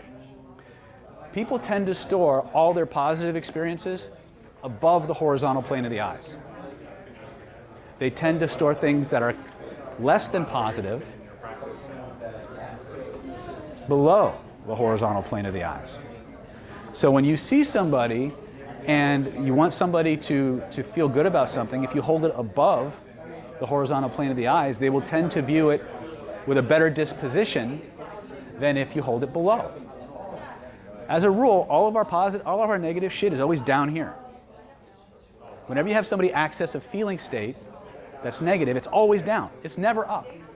It's never in here. It's always down. So the thing we want to know is, and we can go into, are they going visual auditory or are they visual remembered? Are they making pictures in their head or are they remembering a picture? For most people, and I don't know what your level of training is, but for most people, that's too much. It's too much to track simultaneously. So you start with very, very gross things that you can track very, very easily, get really, really proficient at it, and then as that goes into your unconscious competence level where you can just think about it and utilize it, now you add other bells and whistles. I watched one of your seminars on YouTube, and I tried it, and it was like, I just wasn't able to. What were you trying to do? I was trying to, listen and try and reiterate their words to them and stuff, but it didn't feel natural. No, it won't, because it's not your words. Right. It will never feel natural. It's almost a game that I'm like playing with them. What's your intent? Is your intent to make fun of them or to take advantage of them? No. What's your intent? To know them. To get to know them. So, here's the rule. If I'm talking to Oscar, now Oscar is not a native English speaker, right? If I want to speak with Oscar, the easiest thing for me to do is speak to him in his own language. Is that natural for me? Absolutely not. That's where the problem with behavioral flexibility comes in. We are so used to doing it our way all the time by default that the moment we engage somebody in their own systems, it feels alien. It feels like somebody else's shoes, right? What makes what you're doing sincere versus a game is, what is your intention? If my intention to create deeper intimacy, connection, and trust with you, or is it to get over on you? Is it to make fun of you? Is it to just pull a trick on you, right? If all I'm trying to do is some linguistic trick that I was taught to get over on somebody, then that incongruity, that inauthenticity is going to shine through. But if I have a sincere desire to want to connect with you and do things the way you do it, and I'm going out of my way to make sure that my language is going to you in a way that you can get the full experience of it, then there's nothing wrong about that. Yes, it's going to be more effort on my part, but it's going to be wonderful for you. But then after you've got that down, then you can be. It's easier. Yourself. Your own natural way of doing it will always be easier. It's like once whatever your native language is, no matter how many languages you learn, your native language is always home, right? But as you get more fluent in those processes from those other languages, and you develop those cortical pathways, then it becomes less alien, right? Does that make sense? And that's the same thing. When we're talking about Spanish versus English versus French, or we're talking about auditory versus visual versus kinesthetic versus a value like freedom or respect, we're talking about the same process. Anytime you can match a person's world, the map of reality that they have, and give it to them in a way that they know they're getting it, the connection deepens. Okay? And that's what we're going for here. And we want to do the same thing in our own heads as well. Yeah. So you're going to give an example of that? Because I mean, it's all very theoretical what you're saying. It's all very theoretical? And, okay. Look what just happened. You see the emotional response? All I did was give him his exact words back and he felt understood. Now he wants to elaborate. Which is what happens when they get their own words back, they want to start expanding on it. And I'm not doing it to make fun of you. You asked for an example. That's how fast and how natural it can be, right? And I've actually had people that I've actually had to do this to them for like 5 or 10 minutes straight, where I'm literally for just 5 or 10 minutes giving them their very own words back to them. And every time I do, they expound more on what they just said. Okay, so that's the verbal. Mm-hmm. What would be an example of kinesthetic echoing? What would be an example of kinesthetic echoing? Yeah. Like what I'm doing? Yeah, because I matched I matched what you did with your arms. That's called crossover matching or mirroring. I can take as big a picture or as little a picture as I want, and I can do what NLP likes to call pacing. I can match your gestures, I can match your tonality, I can match how you're tilting your head. I can match all of these things while I'm speaking, and it comes in through the back door. It signals sameness to the person that you're doing it to. Okay? As long as you don't blatantly call attention to yourself, and even then, it'll still work. Right? But the whole idea is, when I'm talking to you, I want to become as much like you as I want to get I want to talk to you at the same level.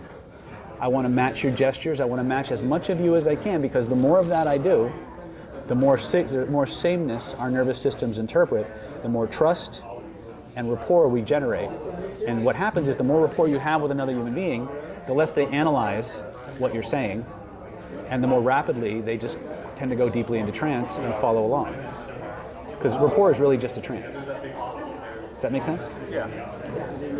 Mm-hmm. So what did I do there? Down on his level. I looked him right in the eyes, I tilted my head the same way, and I just talked to him from the heart. I didn't try to pull a trick on him. My intention was to connect to you in a way that you understood what I was trying to get across. There was nothing manipulative. Well, it was manipulative, but it wasn't unethical. It was a desperate. It didn't feel unethical anyway. I wouldn't consider it manipulative. Right. I would consider it more speaking the same language. Speaking the same language, exactly. Speaking the same language. And becoming more familiar, becoming more less threatening. Less threatening. And then, is that an important skill to have? Becoming like, what was the first word before you said less threatening? What did you say? More familiar. More familiar and less threatening, right? And when you have that, when you know that someone is familiar, they become a lot less threatening, don't they? I think a lot of it is probably stuff we do intuitively without recognizing it. Without the You're absolutely awareness. right. It is stuff we do intuitively, and we often don't recognize it, right? What did I just do? Mirrored back to us. How did it feel? It's hard to He's say. smiling, right? That observer is there. Did you see Did you see the flutter in his eyes every time I hit an emotion word on him? Okay, because that's how he does it. I'm not doing it to make fun of him, but I'm demonstrating, and he's parsing for it. He knows I'm doing this, right? Imagine what happens when they don't know what's going on, right? But this is how you build that connection, how you create that sense of familiarity, and you diminish that sense of threatened, or feeling threatened, or being threatening to another human being. There are certain cues and certain processes that every human being is hardwired to go through. And we're going through the world looking for matches. The minute we find one, connection happens. To the degree that we find it, in other words, we each have a checklist. Each time the checklists line up, the barriers to intimacy drop, trust grows, the more likely we become, the safer they feel. Right? That's just how we're wired. That's a reptilian response, right? But in order to do that effectively, in order to give people what they most want and need, we have to get out of our head, we have to move away from our checklist and pay attention to what they're communicating on a level that most people aren't used to paying attention to. That's where the magic is, that's where the effort is, right? But once you can do it, you can write your ticket in any part of your life. Don't you think sometimes, I mean, way back when... Does that help you? It does, yeah. When Eckhart Tolle did that thing with the Oprah years ago on the cloud, a new earth. I missed that. Let me get these guys It's all back. about being in the moment, in the now. And I started practicing it, and you're right. I mean, that's where the magic happens. Yeah, absolutely. But I think it sometimes can freak people out. If you're like really looking into their eyes and really listening and really, I think it can freak them out. Well, again, we have to make a distinction between connecting with someone through their eyes and having the serial killer stare. Oh, yeah. Right? And it's important. It's a different energy, right? It's a different energy. Right? All right, gentlemen, ladies, let's count our seats back. It's time to feel friggin' good for no reason. All right.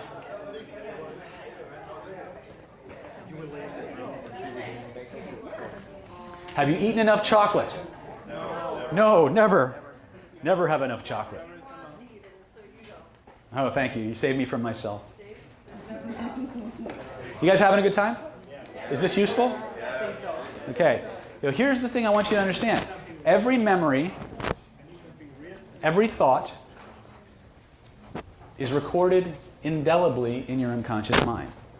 But remember, it's just a recording. It's not the thing that happened. That's a very important concept to get.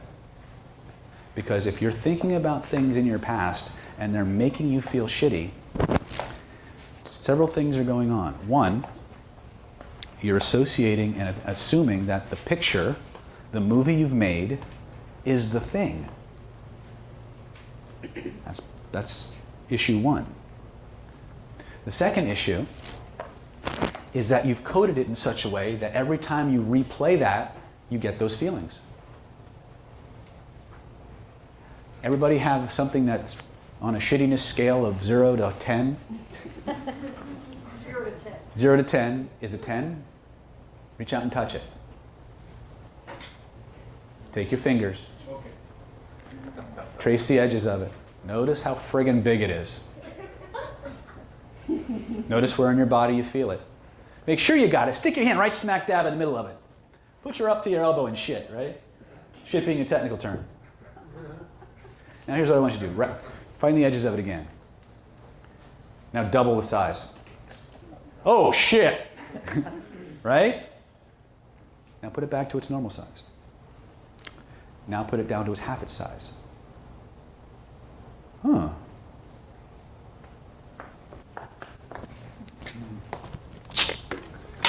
Oh, sorry. Bet that felt good, didn't it? Now take that picture, put it behind you.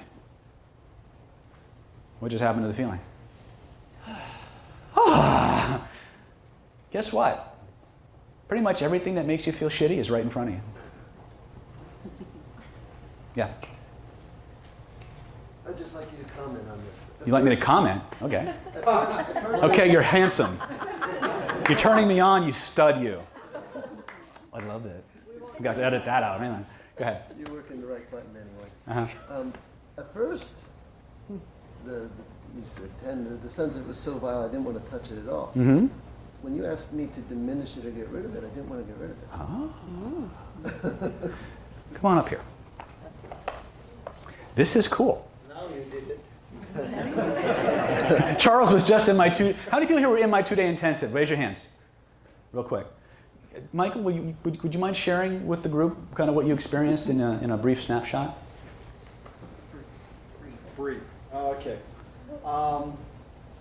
Well, basically, biggest things I was looking to accomplish was to quiet my brain, quiet the mind, and just gain clarity. To give you a little idea of how difficult that is, I am highly rated for PTSD after 3 combat tours. So, yeah. And Saturday was left there with the best day I felt in 20-some odd years. Wow. Give him a big round of applause. Charles, you're up, brother. You want to tell everybody kind of what you came into that 2 days with and what you left with? Yeah, I came there with all of... Isn't he a stud? Look at those guns on him. I feel like a wuss. From 1 to 10, tens, from way back, from first year to 5 years of my life. And I didn't know anything about it in the sense of how it influences me. But in those 2 days, I found out that a lot. And I got rid of it.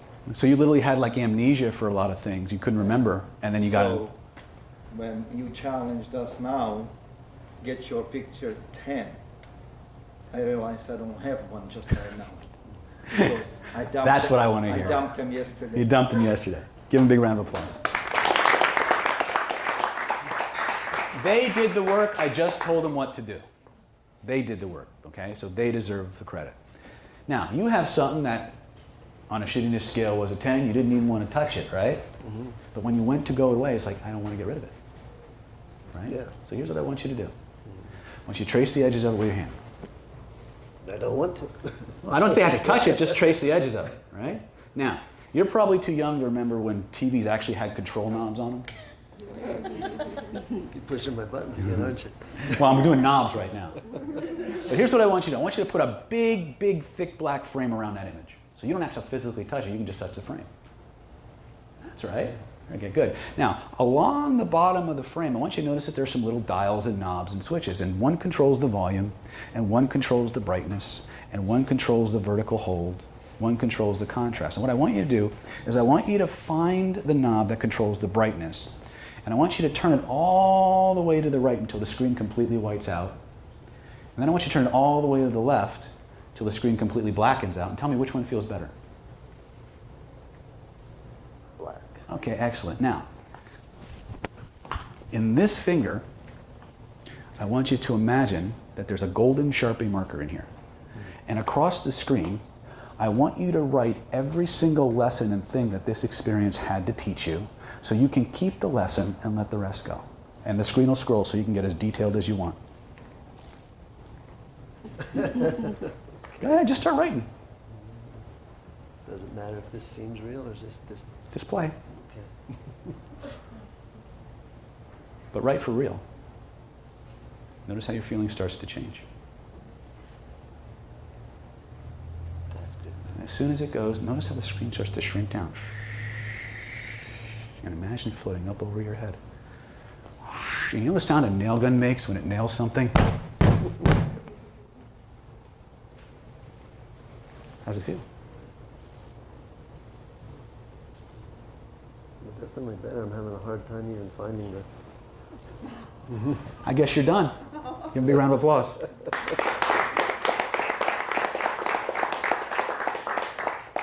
Remember I said, you don't got to believe it. You just got to do it. The change work I do is far too important to be left up to the wimpy belief systems of a human being. There are 3 things I require, 3 things that are necessary, and you can have anything you want. Now, you may feel feelings coming up right now. That's a sign that your nervous system is shedding what's no longer true. You're letting go of the rest, and you're keeping what was necessary. Whenever you have a situation where they can't get to a certain problem, they have that sense of loss, it's because there's an aspect to the experience that the nervous system needs to keep. The nervous system doesn't make a distinction between the lesson from the experience and the emotion. That's the conscious mind's job. Remember, your conscious mind is not bad. It's just stupid. And when I say stupid, it's because it thinks it's as smart as the rest of the system. It thinks it can do everything that the rest of the system can. It's like the CEO of the Fortune 500 company. He can run that company like a freaking, he can play it like Mozart plays the piano. But God forbid you let that motherfucker on the assembly line. What's that? Undercover. Yeah, right? Every part of you needs to perform its function. If it doesn't, that's where things get screwed up. In neuro-linguistic programming, hypnosis, the work that I do, my job is just to figure out what the common language is and get you all talking, all the parts of you talking. All the parts of you communicating in a way that makes your life better. There's no such thing, ladies and gentlemen, as a bad feeling or a bad behavior. I know that sounds fucked up considering what we've just been doing, right? Pardon my French, by the way. Well, don't pardon it. I just like talking that way. The question becomes, is the behavior or the feeling you're having getting you what you want? Is it making your life better? If the answer is anything but yes, change it. Change it. And you can. All you got to do is figure out where you put it and how you built it. Yeah. Hi. Could you just do me a favor and just tell me your definition of, number 1, reality, and number 2, who is the person that's trying to be better? I mean, you're talking about the reptilian mind, you're talking about the subconscious, and who's in charge. Conscious mind is sort of filter that doesn't even know where it's going. So, I mean, there used to be a long time, there was something called Gestalt, where you're trying to integrate a lot of different things. Mm-hmm. So number 1, first of all, I'm not sure what reality is, because if you go to a courthouse... Neither am I. Yeah, thank you. And number two, when you're talking about this person feeling better or not, he has to understand how he even defines better compared to what. You know what I mean? Is it more preferable than what he has? Is it more desirable? People have to know where the starting point is. Well, absolutely. Yeah. You know, and again, wherever you start, the best place to start is wherever you're at. Right? I can't tell you how many times I've done these processes on people, and they feel ashamed. Not because they had a problem, because it went away in 2 minutes. Problems they've had for 20, 25 years. And it's gone. That thing that you just got rid of, how long you had it?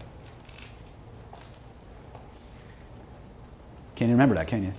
Well, it really depends, because there's some very recent things that I would have considered that, but of course, life Mm-hmm. built All right. up to that. More than a year? No. Okay. Less than a year? Yes. Okay. I don't know. It's back there. I don't give a shit. Usually I get 1 of 3 responses when we actually clear that stuff up. I go try to bring it back. They go, I can't. I go try to bring it back, and it just gets better. Or the one I get most often is try to bring it back. I go, I don't want it back. Right? Yes, sir. I can make a comment that might go to what you're saying. Okay. You hit the nail on the head. There's something there I didn't want to lose, tied to, very deeply tied to the thing I don't want at all. Exactly. And I do find that there's like a sifting process I happening know. right now. Just because the process externally has been done doesn't mean the internal one is done. And that's the thing you need to understand. The body is always playing catch up with the mind. Remember, I deal with tumors. I deal with multiple sclerosis, Parkinson's disease. I don't get smoking and weight loss clients. My stuff, most of my stuff is deeper: rape trauma, post-traumatic stress, molestation, hysterical paralysis. You know, I have to understand what's going on, so I can lead people through processes. I don't.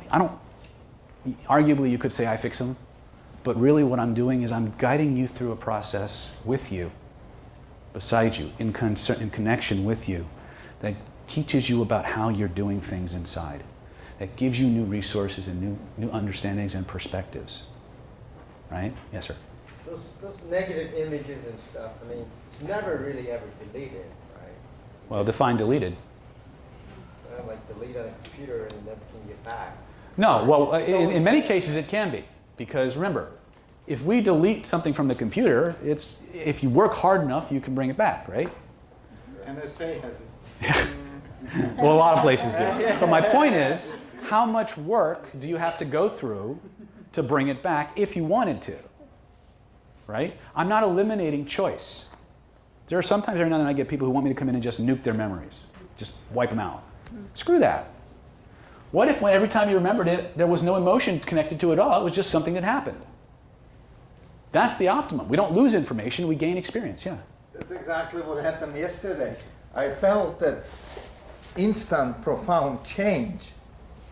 But as time goes on, even today, it's still losing some sort of emotional value and becomes just like flat. Yeah. I can recall the situation, but it's got no charge.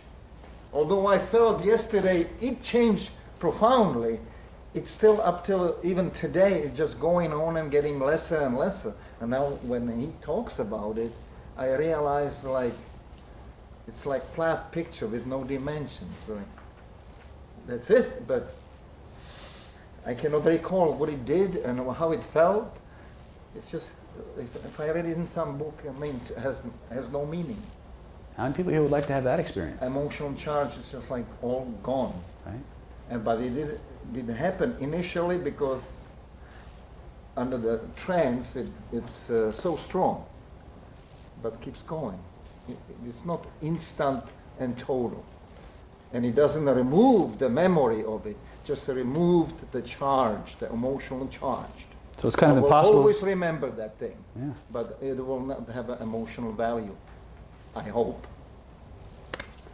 That's a cathartic event. No, this is well. We didn't do catharsis on the 2-day.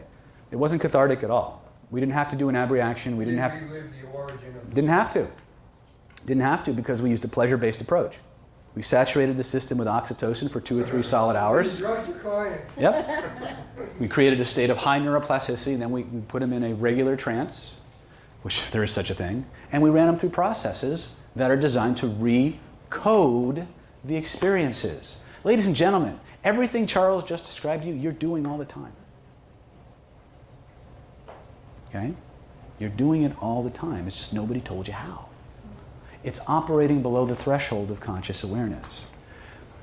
The closest metaphor I can give you to explain it is kind of like, how many people here have email? Right? Now, how many people here have an email signature? How many people here who are idiots like me spent the first 3 or 4 years of having email typing the email signature in by hand because we didn't realize you could actually automate that shit? You didn't even copy and paste. I just don't. I know my URL by heart, right? But then all of a sudden we found out that there's another level to that email program, isn't there? Another level of code that we can access, that if we go in and we flip a few buttons and we move some things around, we only have to do it once. And it's there, like clockwork, all the time, right? The password to your system is called the imagination. The keyboard is your body.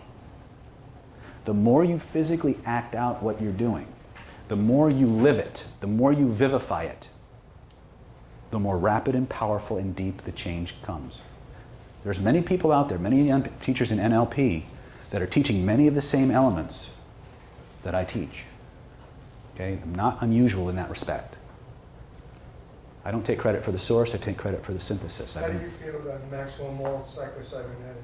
I think he had a lot of good things going for him in the time. Like mind's a computer. Well, again, I don't think the mind is like a computer. I think computers are like the human mind. Okay. To the degree that we can replicate it. And it's an important distinction. You are not a computer. You are far better than any computer. Okay? You are far more powerful than any computer. But everything we do with computers, everything we do with technology is modeled in or around the way your nervous system functions anyway. Yes? David, I've got 2 questions. First one, we're talking about emotion and changes and so forth. Mm-hmm. What effect does alcohol have to cause, well, for me to feel better, less inhibited? Mm-hmm. What part of the brain is that affecting? I have no idea. Oh, come on. Would you like to get drunk? Sure, bring it on. Sure. This is where we're going. Okay, we're going to start to feel good for no friggin' reason. Is that okay? By the way, how many people would like to actually learn how to do what Charles and Michael learned about? Raise your hands. Okay. Remind me before I send you guys home. I have some paperwork to hand out. I'll show you how to get involved if you want to learn more. But I want to give you some. I gave you a lot of stuff. Ken came up to me during the break. He goes, "You're giving out some nuclear-powered stuff, man. You need to stop. These people are going to blow people up." You know, they're going to fix their lives. All right. So everybody here, I want you to think of a time in your life. Now, the technical term is drug of choice, but it doesn't have to be a drug. It could be any wonderful, powerful, pleasurable state you've ever had. Okay? So I want you to close your eyes, if you would. And I want you to think back to the best example of the experience that I'm talking about. And as you remember those feelings, remember what it felt like. You feel what you felt, you hear what you heard, you see what you saw, smelled what you smelled, tasted what you tasted. There was a moment in that process, there was a sensation in your body when you knew that effect was happening.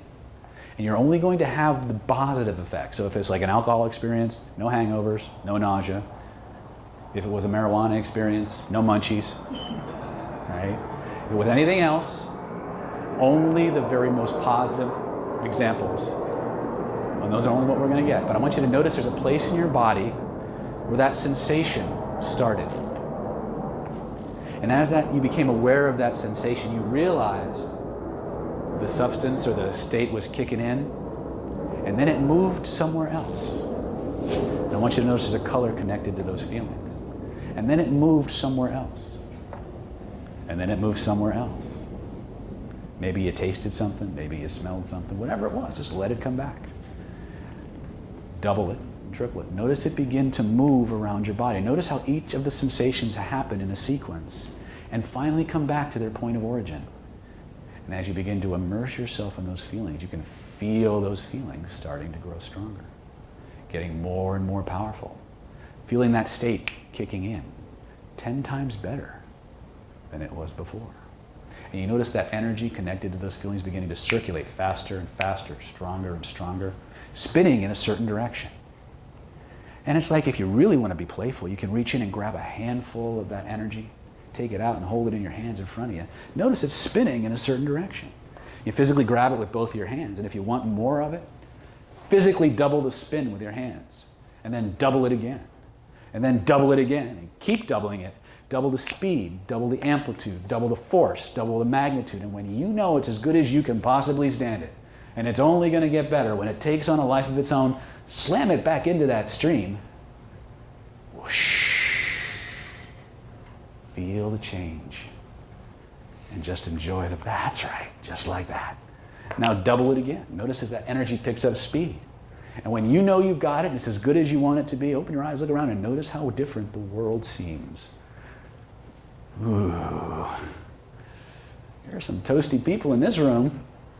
Now double it. Imagine I have this big old lever right here. Every time I turn it up a notch, it gets stronger.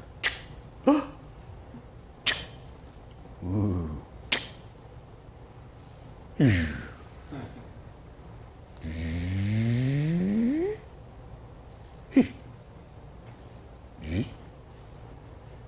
Now make it bigger. Notice there's a picture connected to that experience. Make it IMAX big. Make it high def. Turn up the sound. Turn up the volume. Wrap it around you like a big friggin' blanket. Notice how good you feel. And notice it's only going to get better.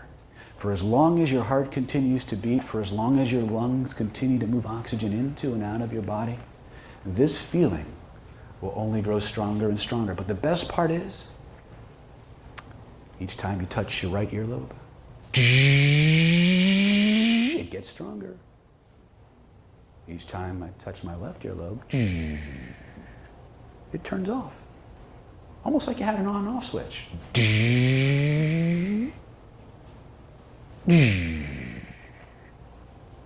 And when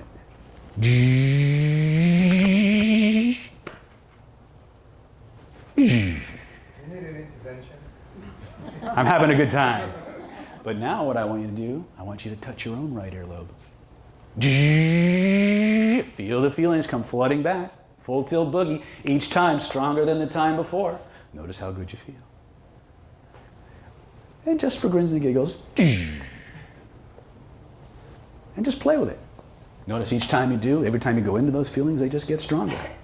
Every time you go the other way, they just get completely turned off. So if you ever need to drive, before you get in the car, as soon as you get home, put a little spring in your step. Remember when you were little kids and you played pretend?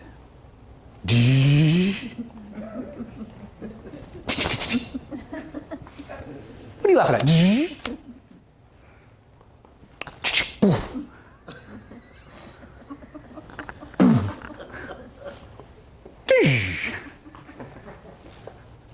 Just saying. I told you the people in the front row get the best stuff. Oh, this one.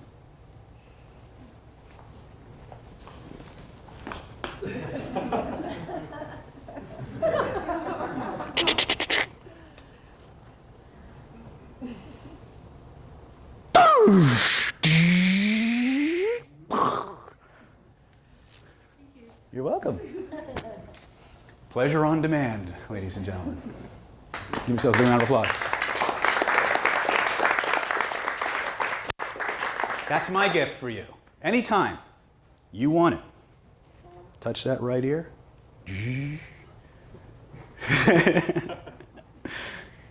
Anytime you want to turn it off, and you. Is there a user manual on your website?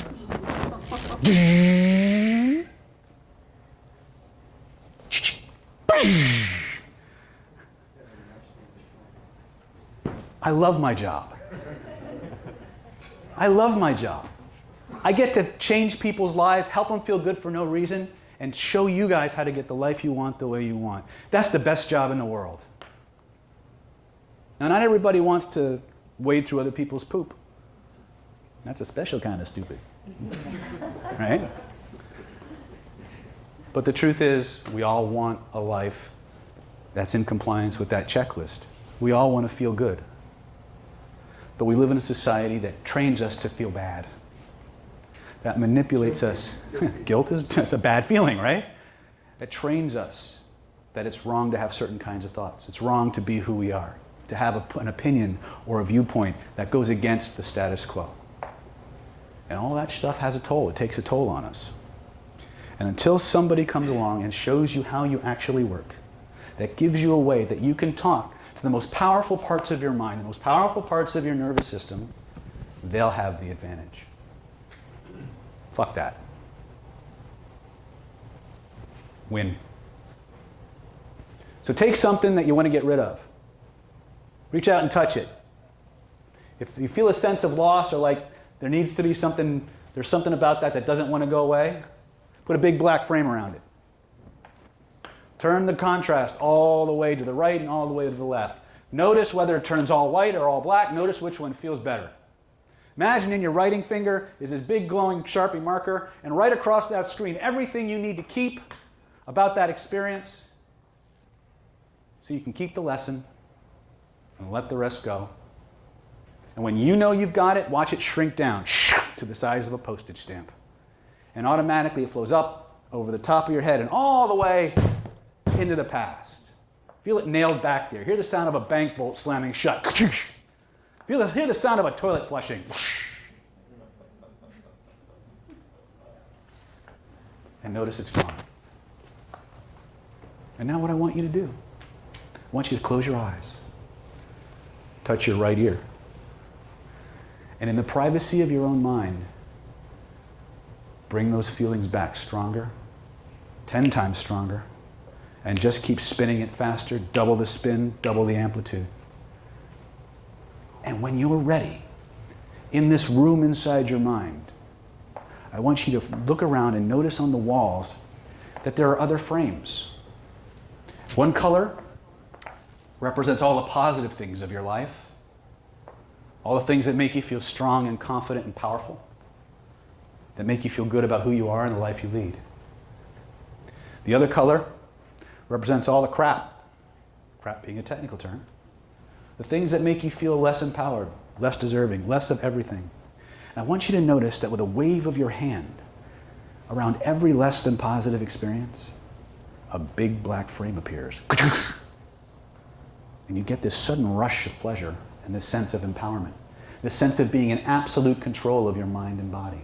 And it feels good. And what I want you to do, at the rate and speed that you can, I want you to reach out to each of those images that represent a less than positive experience. And you have one of two choices you can make. You can reach up, turn the contrast knob all the way to the right, turn the contrast knob all the way left. Notice which one feels better. By the way, if you start yawning when you're doing this, that's a good sign. Okay? Start to laugh or giggle, that's a good sign too. But what I want you to do, imagine there's a big old fire pit. If it's something you just want to get rid of completely, walk over to that fire pit, crumple that sucker up, notice where in your body you feel it, throw it in the fire, watch it burn up, feel the release. Doubling the pleasure, doubling the power. Doubling the sensations in your body, always getting better. Every time you clear the crap, the pleasure increases. If it's something you need to keep, turn the contrast knob all the way to the right or left. Write the part you need to keep, peel that off like a piece of stick, like a sticker or a piece of cellophane, throw the rest in the fire, stick the rest of it behind you. Hear the sound of a toilet flushing?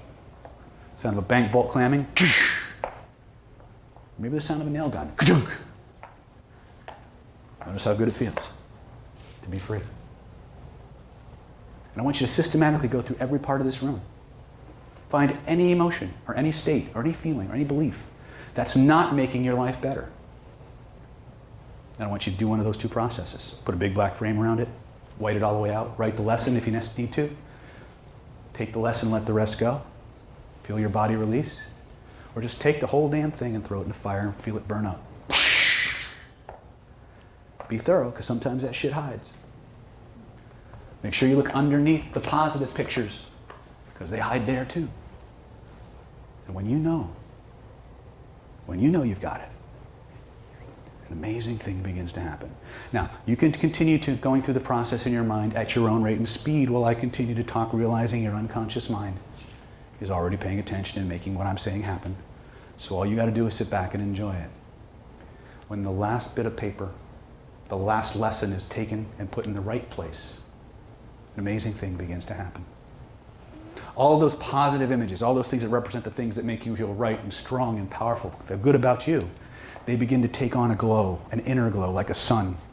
And they start to radiate an energy, a power, a sense of warmth and nourishment that washes through you and around you. And it combines with that feeling of pleasure, making it 1,000 times stronger, 1,000 times more satisfying, 1,000 times more nurturing in every way.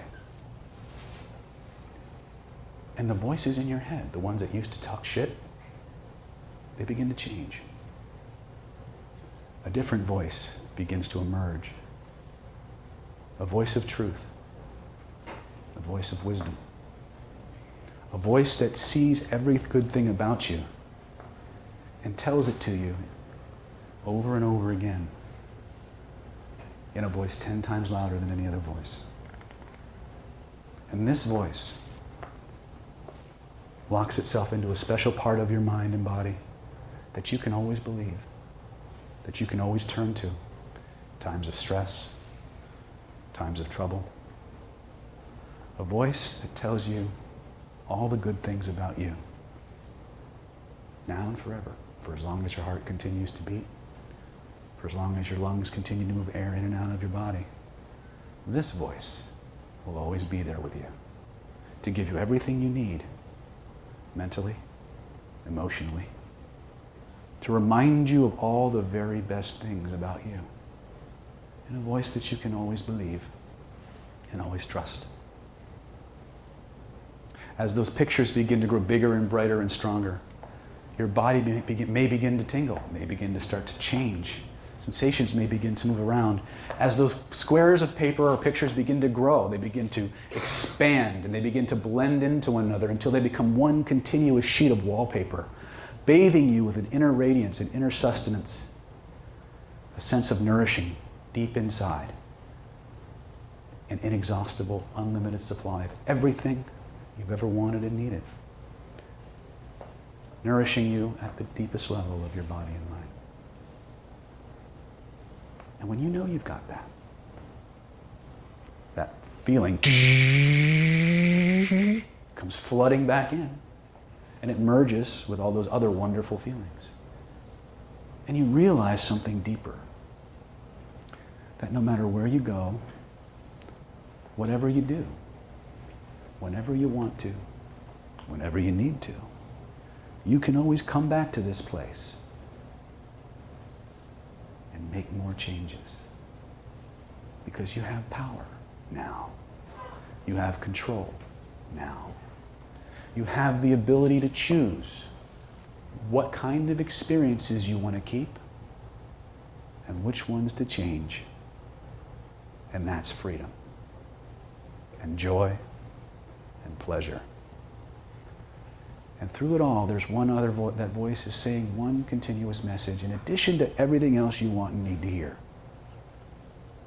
That no matter where you go,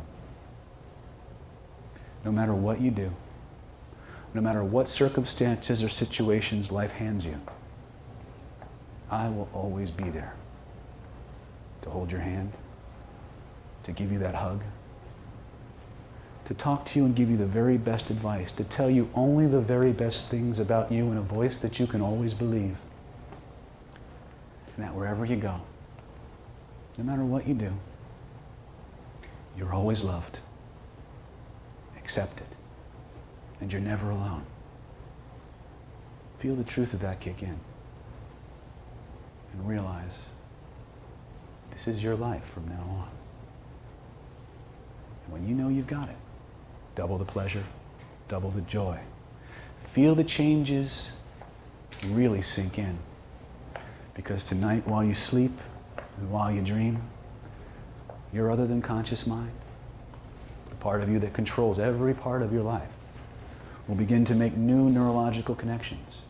Rewire your brain in such a way that when you remember the past, you only remember it in a way that makes your life better, that gives you maximum control and choice over everything that you feel and everything that you think. That's my gift to you tonight, ladies and gentlemen. That's my mission. That's my joy. When you know you've got it, feel yourself coming back to this reality, bringing with you a brand new reality, the keys to shaping your own life by your standards and your definitions.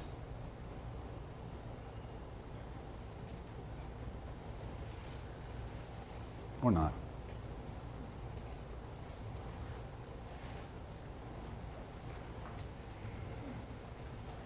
Give yourselves a big round of applause.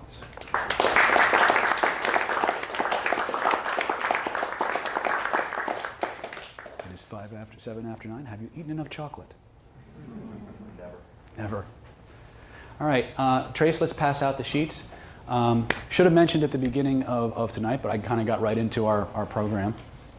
By the way, just because you're out of trance, process is still going on, guys. If feelings come up, let them, because your body's going to start to shed whatever's no longer in harmony with the new program. So give yourself permission to feel, to express. Always give yourself a little nudge if you want on the other side. Okay. August 23rd and 24th, you heard Mike and you heard Charles talk about a special workshop that we're doing. It's a 2-day intensive. It's called Secrets of Self-Mastery or Secrets of Personal Transformation. It's based on the techniques that you learned today are part of that process. So for some of these guys, it was real familiar. It's intense. It's designed to teach you how to drive your own bus, to give you the tools and the skills to go in and rewire and reprogram yourself to have the life you want the way you want it. You want to talk about clearing crap? In spades. You want to talk about programming yourself for positive change? That's what we do. But it's not where I'm just going to sit there and lecture at you. There's 3 parts to what we do. First thing I'm going to do is I'm going to teach it to you. Then I'm going to do it to you. Then you're going to do it to each other. Then I'm going to teach you how to do it to yourself. Okay? That's how it works. It's not just me lecturing, you practice once, you go home. This is a combination of all of it. I'm going to install it, you're going to practice it, and you're going to transfer over to your being self-directed, self-guided, so that you can have what you want the way you want it. Now, the process that I'm teaching you, or the process we'll be going through, is actually part of one of my certification courses. It's called Real World Hypnosis.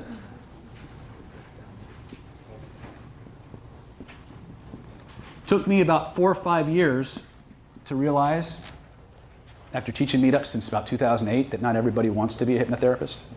I'm a little slow, right? I realized all of a sudden that most of the people who come into my meetups, by the way, I did not start my meetups to fill trainings. I actually was teaching and training hypnotists since 2004, 2005, where I was running a group known as the Los Angeles Sleepwalkers. We were the world's largest free NLP and hypnosis practice group.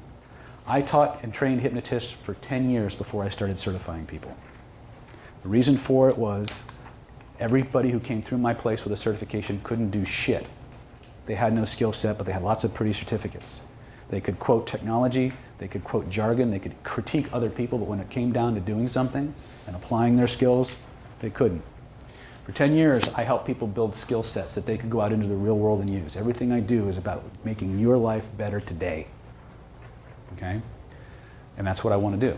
Did I do that today? Did I help you guys today? Raise your hands if that's true. Cool. Clap if that's true for you. Because I'm basically insecure and I need the reinforcement. But I realized about 2 years ago, actually 3 years ago, one of my good friends who's not here tonight, but you'll meet him, James C2, who works with guys like Bill Gates. He's my corporate seduction specialist, I call him, because he actually works with Fortune 500 companies, recruiting CEOs from one company to another using these skills. He's a very good friend of mine, and he's got a good head for business, which a lot of us NLPers don't. But the truth was, he says, David, you got to certify people, because everybody you're training is going to certify for other people and they're teaching for them. So I was like, well, I don't want to do that. I don't want to be part of the problem. And that was really how I felt. I didn't want to be part of the problem. But eventually I caved and I started giving certifications. But all of our certifications are based on demonstrating skill set. Bottom line is, did you get the change? And these guys will tell you, I am a drill sergeant. Okay, so if you come out of one of our trainings, you're going to be able to do this stuff. But I realized, it's a little slow, that not everybody wants to be a frickin' hypnotherapist. Not everybody wants to be a neuro-linguistic programmer. But what they do want is they want to fix their stuff, right? How many people here want to fix their stuff? Cool. How many people have no desire whatsoever to be a hypnotist? How many people want to be a hypnotist? We got something for you too. All right? But here's the thing. So real world hypnosis, we have a hypnotherapy certification coming up October 21st through the 25th. That's here in San Diego. It'll be right here, in fact, in this location. If anybody's interested in pursuing certification, talk to me after I adjourn you. But for those of you who just want to fix your stuff and have a skill set that you can use professionally, personally, the paper in your hand is where to go next. This is for people who just want to get their stuff handled. Let me find my paper. Can I have one of those, Polly? Thank you. And this is where we're systematically going to remove the negativity from your life. We're going to teach you how to play with your own grid, move your pictures around. We're going to change those voices in your head that are always talking shit. We're going to teach you how to let go of the crap, although most of you probably already have. We're going to teach you how to feel pleasure on command and use it to create change in your life. Okay? We're going to show you how to stop bad habits. And really start to and actually incorporate the qualities, skills, and attributes of people who you admire. So let's say there's somebody who's, maybe you're an athlete, and there's some sports figure who you really admire and whose skill set you would like to have. There's a process we're going to teach you that will allow you to literally use your mirror neurons of your body and your proprioception to hardwire their physical characteristics into your nervous system in such a way that you can develop it and express it. Okay? We're going to show you how to systematically reprogram your past so that you only think about it in ways that make your life better. Just like Charles said, draining the negativity so that you remember the stuff, but it has no power over you anymore. Ways to make your experience better, bigger, and stronger. This particular process used to be part of this training. But I realized that not everybody wants to do this clinically. So I created the process where I bring you in, I teach you what to do, I demo it, I do it to you, you do it with each other, and then I teach you how to do it to yourself. So you're getting 4 times the whammy and 4 times the... That's why these guys are having such profound changes, because we're doing everything like deep dish, okay? So it's a 2-day training. It's 9 to 6 both days. Our regular price for when I used to teach this was $19.50. Okay, and in fact, for those of you who want to go into the hypnotherapy certification, talk to me because we have some specials on that. For those of you who want to do the 2-day intensive, which is in August,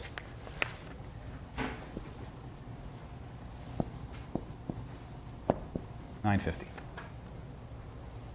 No? Uh-oh, I'm starting to feel insecure. Clap for me. Not $9.50? Well, how about $6.25? No? Is flex pay? For anybody who wants to jump into this training today, $397. 2 days from some of the most hardcore change work you can imagine. Some people told me I'm not charging enough. But this is my gift, okay? I want you guys to get what you want. I don't want you to have to invest $2,000. I want you guys to just get what you want, okay? For those of you who have other things you want to work with, maybe you don't need that. Maybe you just want me to come in and help you with it personally, all right? If that's the case, I have a free gift for every single person here tonight.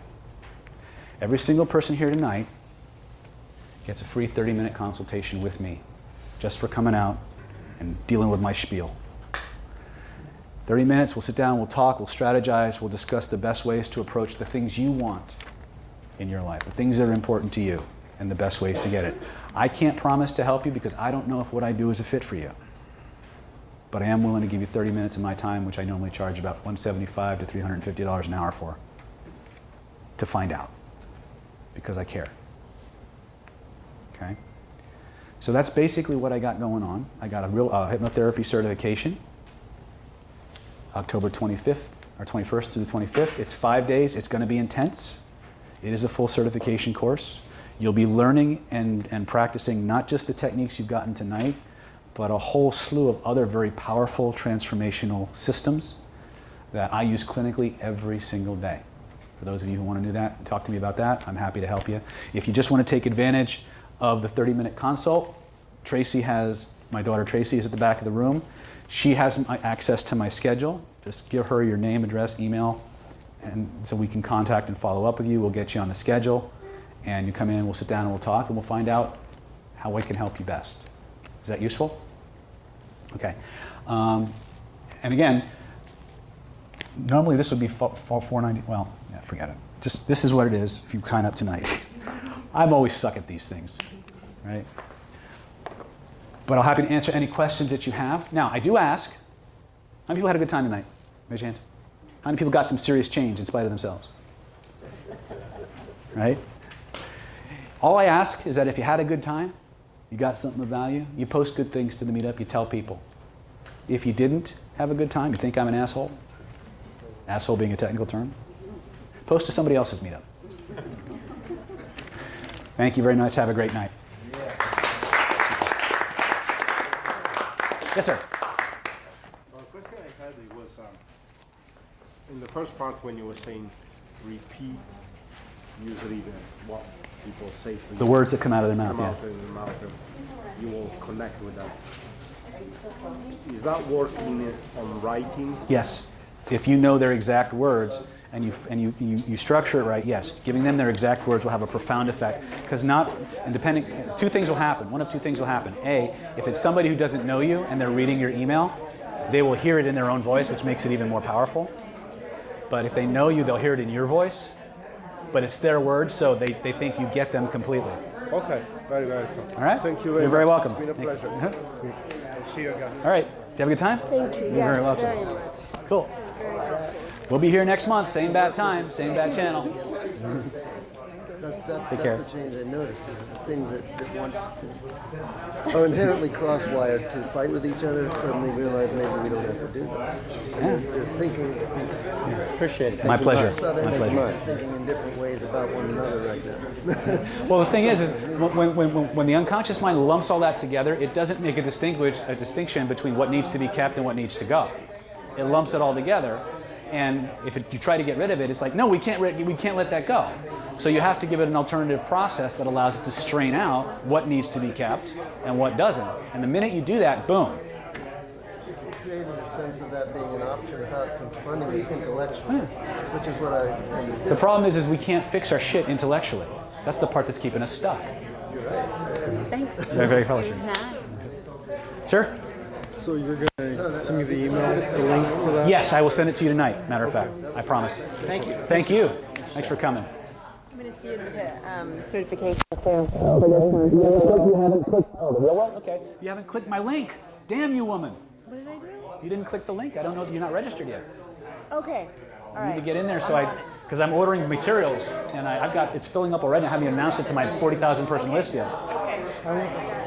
I'll be happy if you give me the best deal that you give her. I'm doing an early bird right now, so it's $9.50. Okay. So Do I have to do it right this second? I mean, I want to do it. Yeah, I can do it for you now, or I can send you a link, whichever's easiest. Send me the link. All right. Yeah, I mean, not a problem. You know Matt. I know where you go for a doctor, so yeah. Yeah, you know where I'm at. I know you're good for it. Matt, you know Matt Groening? Yeah, I know. I'm taking his certification just for the paper. I mean, I'm not taking it seriously. It's all about you. Yeah, when you meet Rob Zentis, I trained him. Yeah, no, it's all about you. I'm just being transparent. No, I appreciate it.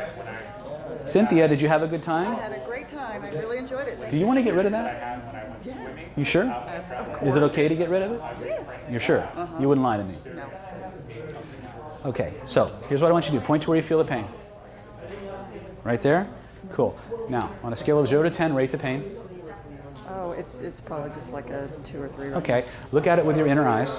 Notice there's a color connected to that feeling. What's the color, first impression? red. Okay, I'm going to take your cane for just a second. I want you to reach in with both of your hands, grab that red energy, all of that red energy, take it out and hold it in your hands in front of you.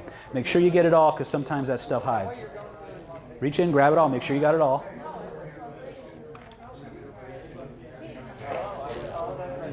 Got it? Still filling up, huh?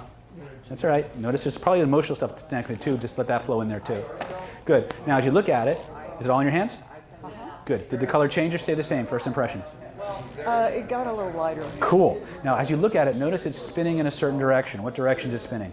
To the left. Good. Physically grab it with both of your hands and rotate it so it's the opposite of what it was.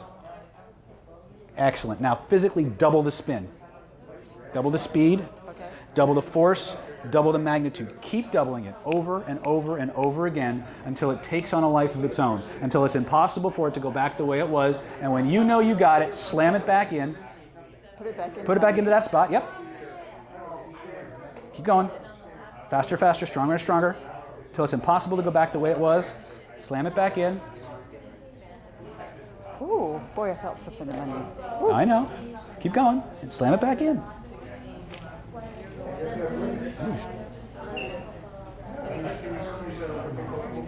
Ooh, wow. Good Okay. stuff? Mm-hmm. Keep going. Faster, faster. And when you're ready, just put it back and watch the magic. Notice the change. Notice it's gone. Whatever feelings come up, let them. Oh my gosh, that's really weird. Oh my, that's really weird. Now try to bring it back.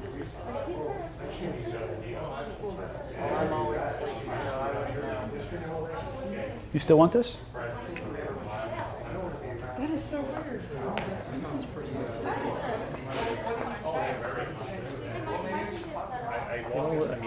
What happened when we just did this? I went in trance. What's the name of? Have a nice night. Take care, brother. The lady, the artist yesterday. What's her name? Cindy. Cindy, yeah. She was doing one of those trance with me,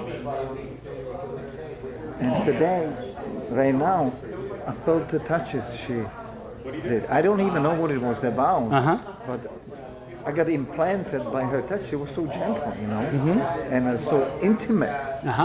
It felt now, right? When Cindy works with you, she's very present. She's very, very... Oh, that was so intimate. Of course, I knew it then, but I didn't think, I thought, I didn't know that I'm going to be bringing it in here today.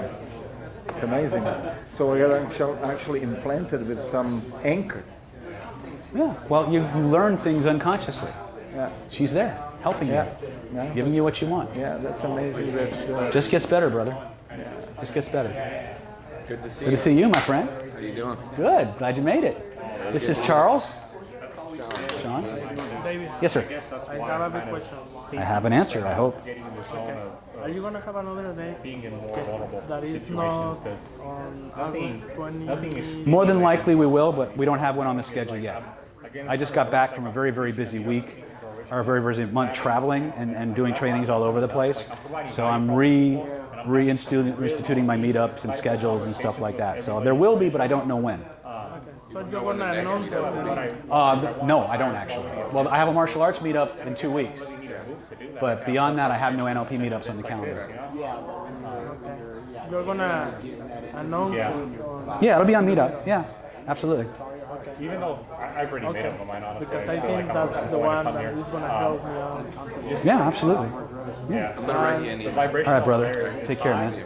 And to be honest, it was kind of hard to understand, but let me tell you one thing. I just, my way of learning, like, for example, I'm really good at math. I mean, I've been there, it's been a while though. But for me, the only way, so far, the only way to understand the thing, or to solve the math problem, is practice. Yeah, no, that's a great idea. If I don't practice, then I'm going to forget. So you learn through feeling and doing. Do you have a website or Facebook? Are you on Facebook?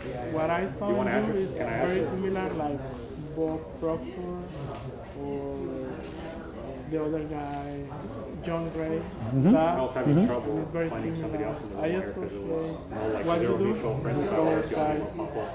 and I like it, but I still Otherwise, I'm going to have to get your email or something.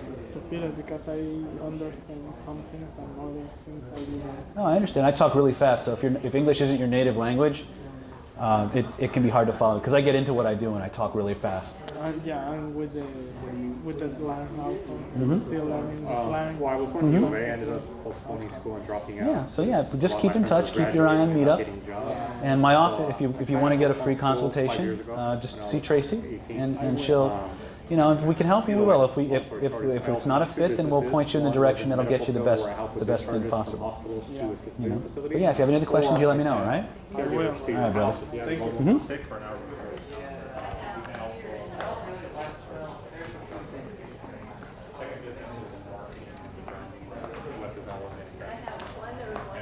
You have big fun? Thank you. My pleasure. When are you going to do a seduction meetup? Probably next month or the month after. If you're coming to Unlimited Lover, it's going to be August. Say it again? Killer Influence and Unlimited Lover are August 7th through the 12th. So there's a seduction aspect to that. Where's here? That posted? It's on my website.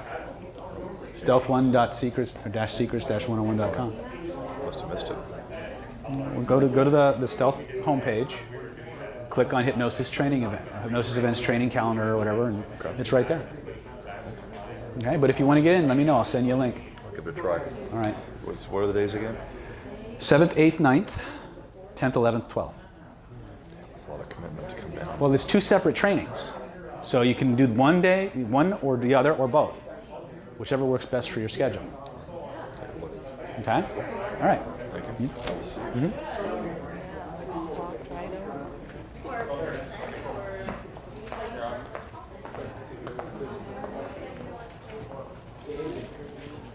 Good meeting you, man. 10 Powers. Nice to meet you.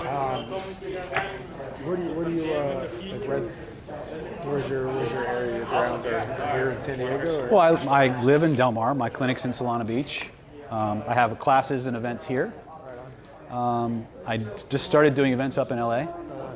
So, what are you looking for? I just travel around, meet all the little wizards and everything Okay. in the area. Yeah, do you work with plant medicine or anything? Do I work with what? Plant medicine? No, I don't do that. Although I'm trained in Chinese herbs. That's not my strong. My wife is really good at Chinese herbs. If you want somebody who does Ashtanga, ayahuasca, I would look up Steve Pickus.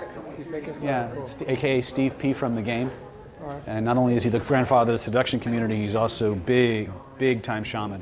Yeah. He knows a lot of guys down in the Amazon and in that area, so Yeah. he could probably point you in the best direction for the best guys. Yeah, cool. Good deal. Right. Yeah, the pupils would dilate. I figured you're tapped into Yeah. some fourth or fifth dimension. Yeah. I don't know. So, did you have a good time tonight? Oh yeah. Is this a Merkaba? You got Yeah. going on here? Well, no, this is for the heart. So I just did a sacred geometry workshop. Yeah, Jumbalo Melchizedek stuff, or? It was the template. Okay. So they're out of Australia. Okay. Jiva and. I don't know. I studied Drumbalo stuff, so when I see interlocking tetrahedrons like that. Yeah, absolutely. Yeah, super powerful. Yeah. For sure. I used to use that in my martial arts. I used to fuck people up. Yeah. Yeah, when people go into fight or flight mode, their proprioception goes on hypersensitivity. So if you understand how to interact with the causal, their astral and mental bodies, you can just make them stop dead in their tracks. Really? And the Merkaba was real good for amplifying your sphere enough that it was strong enough to impact them proprioceptively. Yeah, that's. I mean, last year, last 10 years, I've been just working with the military. A completely different way of life. An hour north of LA, Right on. Ventura, Okay. Point Magoo and everything, and yeah, I was just like, what the fuck am I doing? You know, I was raising my little brother, and Sure.